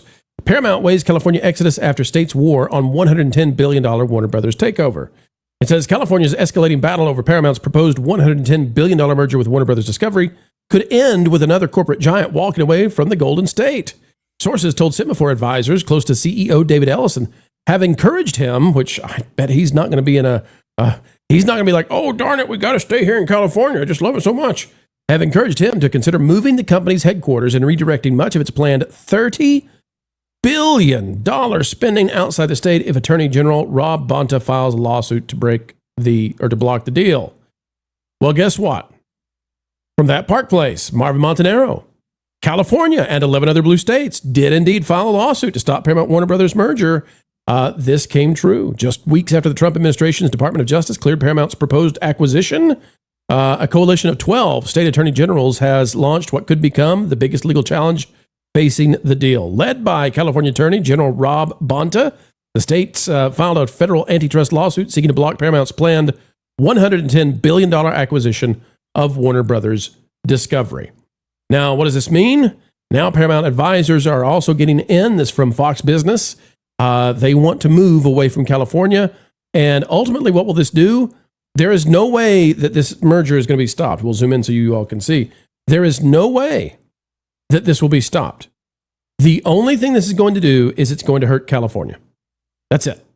Because if Paramount, at a time when they cannot afford to lose any studios, when their industry is faltering, failing, when they are giving away millions and millions of dollars to try to keep people, if this goes to Texas or it goes to Tennessee or it goes to Nevada is another option that's out there. There are a handful of red and purple states that Paramount Skydance can move to with the Warner Brothers, and they take the tower, they take everything, but most importantly, they take the taxes. California is shooting themselves in the foot. They are cutting off their nose to spite their face. Andy, there's no way, this is what's bizarre, there's no way this works for them. This will not work for them. So they are literally just setting themselves ablaze, like the Palisades, all over again. Andy, your thoughts on this one? Well, they chased everybody out of town because of their policies, and now they're saying, like, well, if you don't stay here and let us take all your money, you don't get to play at all. I think this is kind of above this, and I think it's kind of hypocritical after nobody said anything when Bob Iger bought everything under the sun and ruined it. Yep, I think you're right. Paul, as you watch the exodus from California, it wasn't enough to burn down an area the size of the city of Paris. That didn't do it for them. Now they're running out, some of their largest companies, and I don't understand what it is they're up to exactly. I don't know why. I get the politics of it, but this is self-immolation. The issue is that the government refuses to decrease the size of their civil service. That's really the crux of this, that they have jobs that they're doing, they're getting paid for it inefficiently, and they need the bureaucracy in California is stultifying. You can't get anything done, but the hue and cry to reduce that bureaucracy is going to be huge. And the thing is, and this is what they don't seem to understand, I don't know if it's a legacy issue where they don't realize times have changed, but Lauren, people and companies can move now. There's nothing that forces any company to be in these kinds of places. The internet and the speeds and the distribution now of talent means you can go anywhere. So you can't hold them back. Hollywood. Go ahead. There is a cost associated with making a move like that, but I think that it's offset by the fact that if a state makes a threat like that, that's how I'm going to view it, as a threat. You are threatening my ability to continue to function as a business when you start meddling in the affairs of how we're going to merge, what kind of business we're going to do. In the case of California, in some cases where they're saying if you exit, then we're going to tax you on your exit. So I can't think of a better reason why to get out of a state than something like that. So I hope that, honestly, California keeps making these mistakes. It hollows out the state so that they lose some of their influence, particularly when it comes to their electoral votes. Let them reap what they've sown so that they learn a lesson. Well, it's like Dean Cain was saying in a prior conversation. Dean Cain, former, Superman, Lois and Clark, said he doesn't work in California anymore. Not because he's like trying to boycott the state, but because all the productions have moved elsewhere. The state of California is trying to give away all of this tax fund, this slush fund, essentially, to keep film productions in the state, and it's going to animation instead because they don't have any productions. So it's going to like, hey, Pixar, you want some free cash for this movie you're going to make anyway? Won't save a single job? Here you go. Have fun with that, eh? Jonas, go ahead. I was going to say that California relied on several key factors for way too long and didn't realize that the loss of work to other jurisdictions were actually going to affect them. They were arrogantly thinking that the stuff moving to Toronto, Vancouver was really not going to be much of a big deal. But again, it sucked the business dry out of LA, but for some very key reasons that people don't really talk about. Number one, no one talks about this, is that the technical infrastructure that California had, LA had, prevented a lot of jurisdictions from even making sitcoms or TV shows someplace else, like Love Boat or whatever. You literally had to have a fairly large soundstage, but because of the having to run such high-powered lighting, you had to have transformers right on the spot. And other places, and I saw this is something that I experienced in Toronto and Canada and other places in Europe, where they couldn't compete with that kind of infrastructure. But slowly over time, with technology where you no longer need that level of infrastructure, technically from an electrical point of view, to be able to run the modern cameras, right? The modern cameras don't need all the electricity that you needed to have back even in the 90s. You needed 10K lights everywhere. You don't need that anymore to shoot a movie. The other thing is the sound stages. While in aggregate, LA has got way more square footage than any place else in the world, they don't have giant sound stages. Vancouver, Toronto, the UK have the giant sound stages, and I don't know whether South Carolina or North Carolina has got Georgia. Atlanta has that. That's the other. Yeah. So the thing is, and no one in California, no one in LA is going to build a stage that competes with those jurisdictions anymore. Right. Good luck with that. That's one of the reasons why Toronto and Vancouver got so much business, is that they have some massive stages. Do you think, Paul, that they miscalculated the power of proximity? Yes. In today. Yes, and the stars, and the fact that the stars all lived in the same place, and the fact that the publicity machine was all available in one place. That is now distributed. They really arrogantly thought that they were able to hold on to those things. But I look back and just look at the giant transformers on the back of these studios, and at one point, that was one of the things that prevented any other jurisdiction anywhere in the world from doing TV shows, was the infrastructure LA had. It's not necessary anymore. Jonas, in terms of where Paramount, Skydance, Warner Brothers, the ginormous company that'll be the size of Disney when this is done, in terms of where they could go, what are your thoughts on possible locations? Texas seems to be in the lead here. Texas seems great. There seems to be a lot getting shot in Nashville these days. And whenever I hear about, I got to talk to a star who has worked on some long-running science fiction series. He's in a big Well, we Disney can say his name, right? You want to? Sure. Yeah. Well, no, let's not, because I'm going to say Okay. where he lives. Okay. He's Fair in enough. Tennessee. He's in Tennessee now. Right.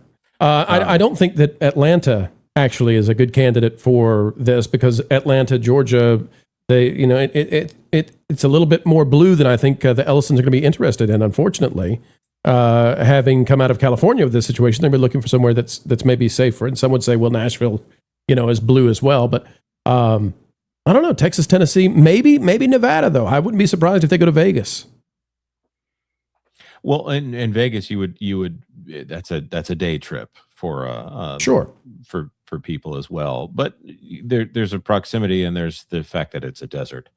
I think it's a lovely city, vices notwithstanding, which maybe that will bring the Hollywood people over there. I don't know. That's an easy joke.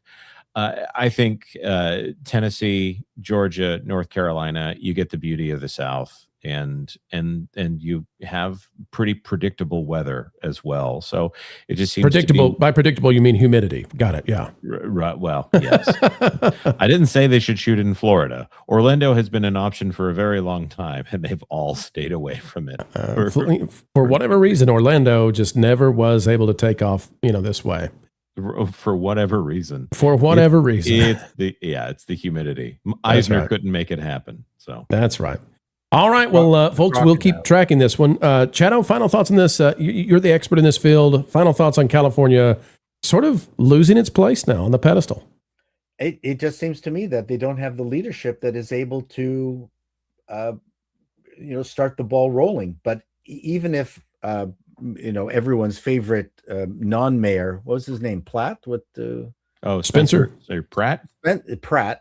The thing is, the infrastructure there will just fight him to the bitter end. To its demise, to its collapse. Really. Yep.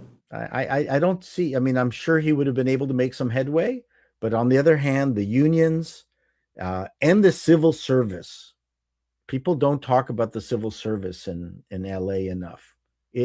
They're just not going to let it go. They'd rather have everything crumble around them than give up. Detroit 2.0. Yeah, it's Detroit 2.0. Exactly.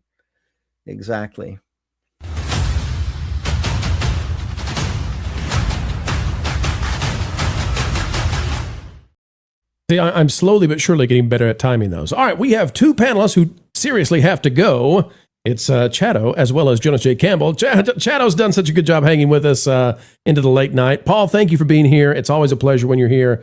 When you're not, we're waiting for the next time. Yeah, and I'm sorry I came in late. Would have been nice to talk to Mr. Cain, but you guys handled it really well. It was wonderful watching it from the outside. And so, yeah. We try. As you were furiously preparing your next... is that going on Appalling News, or when did you put that somewhere serious? Every once in a while, I'll do an Appalling News where I get very serious. Okay. They have often turned out extremely popular. People like honesty, right? As you know. Like you guys are all honest. We try. Truth with a capital T. Am all right, the Paul. only one without facial hair? I'll shave for you, very Paul. True. Just for you. And let's see. Jonas, you've got to go as well? I do. But I'm going to be on a great show tomorrow at noon. It's the WDW Pro Show. You should all check it out sometime. It's a little show, a little esoteric. They play too many AI clips, but once you get into it, it really hits its groove. We don't have AI clips.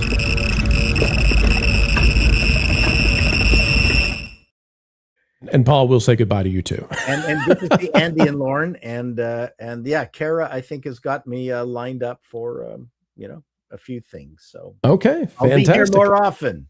Well, that's been a request, Paul. I mean, really, when I say privately and publicly how much we enjoy having you on, I mean it really is. Well, I just love it. I have a lot of fun here, and so enjoy yourselves, gents. Let's get together IRL as soon as we can, Paul. I miss you. All right, later. Good to see you, Paul. All right, and then there were three. The Tres Amigos are here, and we're ready to do the Q&A. Let me hit the super chats first, Lauren, and then we'll... Oh, my gosh, 19. All right, here we go. Patrick Inaway for 2. Disney should, cancel Disney Plus. Real Life Fake Wizard said so. Paul 12,000 for 5. If they left the R crap off the channel, didn't make the stupid DEI nonsense, and used mainly their classic shows and movies, well, they'd be just fine. They would be. And if they had decided, hey, we're going to do the stuff that works, we're not going to be jerks and subvert all of your favorite franchises. Dogepal for 2, had Disney Plus premiere shows been good, it would be a success. Think about the damage that Gina Carano and the way they treated her did to the Disney company. It's unimaginable, the damage they did. Cyrano for 5, I need to keep Disney Plus. I lost all of my VHS tapes of the original That Darn Cat, and Disney won't release it from the vault. Shame on them. You know, somehow, some way, we can get you a copy of that, I bet. There's got to be a way. There's got to be a way. Detail Devil for $1.99. Pro missed reading my second super chat. Nolan's UK rank. Now, I thought we read that. Lauren and I recall Jonas reading about Christopher Nolan's rank. Did we not get that one? I don't recall him reading it, but I may have been distracted. Okay. Detail Devil, I do apologize for that. There's been a lot tonight, but I promise we're trying hard every single time to get every single super chat and not get them out of line. Wolfle McGruffle for 5, I might adopt my first cat soon. I'll name her Waffle. Short for Waffle McGruffle, of course. Man, that sounds really good. I can't wait to have some waffles. Then we got Archer Merchant for 2, but where will they air Zendaya's The Fugitive? I'm innocent. I don't care. Dogepal for 5, Mandalorian provided a boost Disney Plus needed, and they squandered it. You weren't going to get the season 2 ending reaction from stuff like Big City Green and zombies. That's exactly right. Although Big City Greens is a quirky, funny little cartoon. Paul 12,000 for 2, there was no parental control for more than 2 years. Well, it's because they didn't need it, right? As far as I know, it wasn't until later they decided to maturify Disney Plus, and I don't know that was the right idea. DL Racer for $9.99. The messaging was deliberately bent to make American inspiration seem like bad news in retrospect, right out of the Communist Manifesto. Postmodern neo-Marxism, eh? All right, Lorne, one more, and then we'll hit the Q&A. Maravita for $9.99. I watch a channel whose favorite saying is, socialism works. For those that don't. He talks about California, Oregon, and Washington, and how they are anti-biz, pro-tax, and freak out when the corporations leave. Newsom and pals up. Maravita, it's so bad that in New York, of course, they're trying to figure out ways to punish you if you leave the state, tax you on the way out. And that is how you know without a doubt that they're in trouble. All right, Lauren, if you'll put them up on the screen and read them, we'll go ahead and take them one by one. Dogepal, is Toy Story 5's commercial performance something for us to be concerned about? No, of course not. At least I don't think so. Toy Story 5 is selling far less tickets than Toy Story 3. It's still going to be a success, but part of that success is coming from the fact that all the other movies have failed so badly. Toy Story 5 has an $800 million break even. It's just now into the profit. So they've made something like $70, $80 million in profit, which is divided in half because they get 50% back. So they've only made like $45 million off of it. It will probably cross the $1 billion mark, but it would not have done so if Minions was popular, if Moana was popular. So my guess is not this weekend, but next weekend, Toy Story 5 will cross the $1 billion mark, and Disney will make something like $200 million in profit off the film. That's not enough to make up for Mando and Hoppers and Moana, so they're going to have a hard time after those 3 flops. Chief William Schweikert. Emergency, created by Jack Webb, spotlighted the firefighter pandemic program. More funding was allocated as the program became more popular. Thousands of lives saved. Saturday AM. Cartoon, TPP story? I guess. William, I'll tell you what. Let me see if I can... let's see. Okay, I'm going to get that saved. I'm going to send that to Marvin as an idea for a TPP story. And sending it right now. All right. Wolfram McGruffle III. I don't like Andor. Is that okay with you guys for me to still hang out here? That's up to Andy and Lauren. You're dead to me, Wolfle. Well, okay. That's how we're going to roll. Paul 12,000. What's your favorite classic Disney movie, animated or live?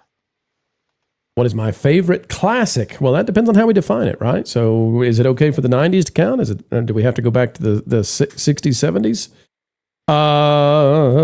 My favorite classic. If we're going back to the time of Walt, maybe Don't hold me to this, but maybe Pinocchio. Pinocchio's a really deep movie when you look at the symbolism behind it. I don't know. Andy, Lauren, what are your thoughts on that? I really like the Black Cauldron. Black Cauldron's good. Robin Hood. Oh, Robin Hood's good too. Disney Plus would be better if they continued adding older content rather than newer stuff. Much is missing. What do you think? Of course. I'm waiting for the Wuzzles any day now. Dio Racer, is there a specific reference in the Communist Manifesto that highlights the need to demoralize the state of pop culture in order to supplant a meritocracy with a state of governmental, and I believe he had a follow-up that said dependency? So one of the strategies always, if you're wanting to get your message out, is to take control of the storytelling.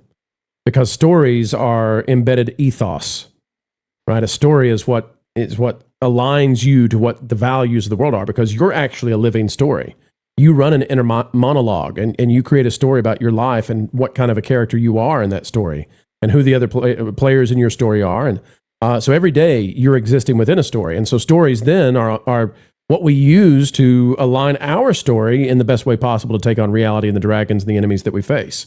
So if you want to take control of a society, of a culture, part of what you do is you absolutely go for the stories that people tell. And one of the most important things you do is you go after the most important stories, right? So you might go for the stories that are considered sacred. You might go for the stories that are considered mythos and legends. The fabric of the society, go after those.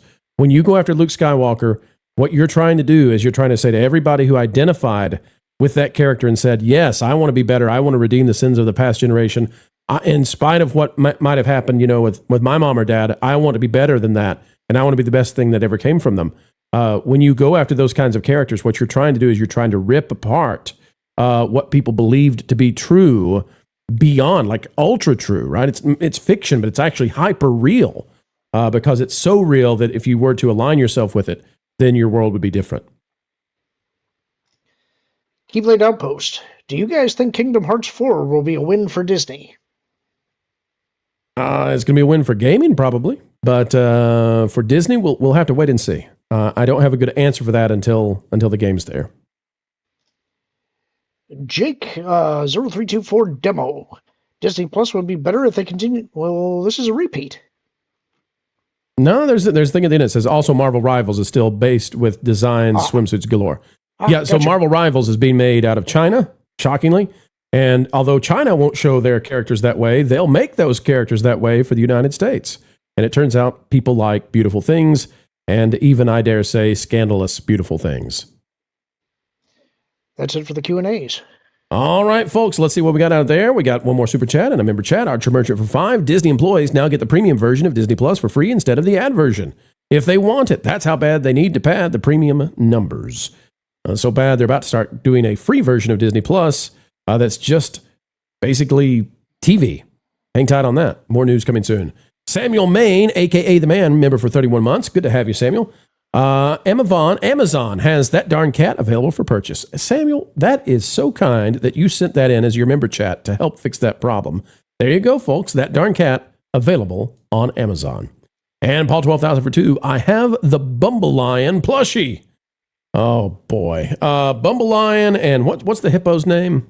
I can't remember now. That show was only on for like 8 episodes, but it launched basically all of the Disney afternoon animation. So Darkwing Duck and DuckTales and Goof Troop, all that would not exist without, and Gummy Bears would not exist without the Wuzzles. So there you go, ladies and gentlemen. Hoppopotamus, they say. Hoppo was her name. Hoppo? Yeah, that was what they called her. And then Butterbear was a little girl bear with, anyway, who can go there? Okay. Andy Masterson, you have been a trooper hanging in there with us tonight this late. Thank you for being with us today. Thank you for sticking me next to Dean Cain, who's also 59 years old and made me look like I'm 10 years older than him. Oh, give good grief. Andy, people need to know that when they see you in real life, you, sir, it's obvious that you spend time at the gym, that you keep yourself healthy. You are a dapper kind of guy. Well, I just want people to take better care of themselves. You get one life, let's live it and make the most of it. One life, one body, do well with it. And Lauren Connor, of course, the man, the myth, the legend. Lauren, thank you so much for being here. And tell us what you got coming up on Lauren and Apollo. We haven't actually settled on the show yet. Tomorrow is going to be kind of a scramble day because we're preparing to travel. So I'm going to be burning the candle at both ends, likely. And already tonight. So thanks for being a trooper with us. Ladies and gentlemen, that's the end of the Pro Show for today. But don't worry, because more content is yet on your way. Got a video coming out in just about 7 hours. And then the Pro Show returns at noon Eastern tomorrow. Don't forget, we've got Eric Metaxas on Thursday. We've got the Odyssey review live Thursday night. And then Southeast Game Exchange in South Carolina, July 17, 18, and 19. We'll be releasing a brand new video game, which will have special features for members of the channel. And you can meet me and Wizard and so many more at Southeast Game Exchange, including Valiant Renegade. Again, this weekend, Friday, Saturday, and Sunday. Stop on by Friday night for the very first audience-approved Pro Show with a crowd watching and asking questions. We can't wait to see you there if we are so fortunate. Until the next time, keep learning, keep growing, and keep having fun. The mainstream media just can't understand how it is we continue to do what we do. They don't realize that we are powered by you, and you are... 1.21 gigawatts! 1.21 gigawatts! Folks, we've still got decades and decades left in the can. It drives the mainstream mad. Would it make you feel any better if you knew that what we're asking Matt here to do is a holy thing? You see, we're on a mission from God. We're on a mission from God. Now you're gonna put me right back in the joint. They're not gonna catch us. We're on a mission from God.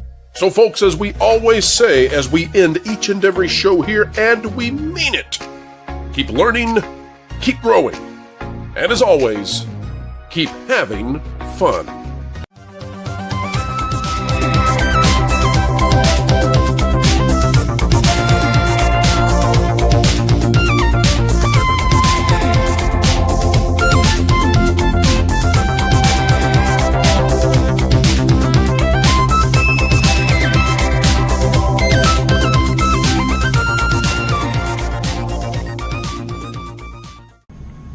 Every time they hit him, he stood back up again. So they hit him harder. Still, he got back to his feet. Standing man.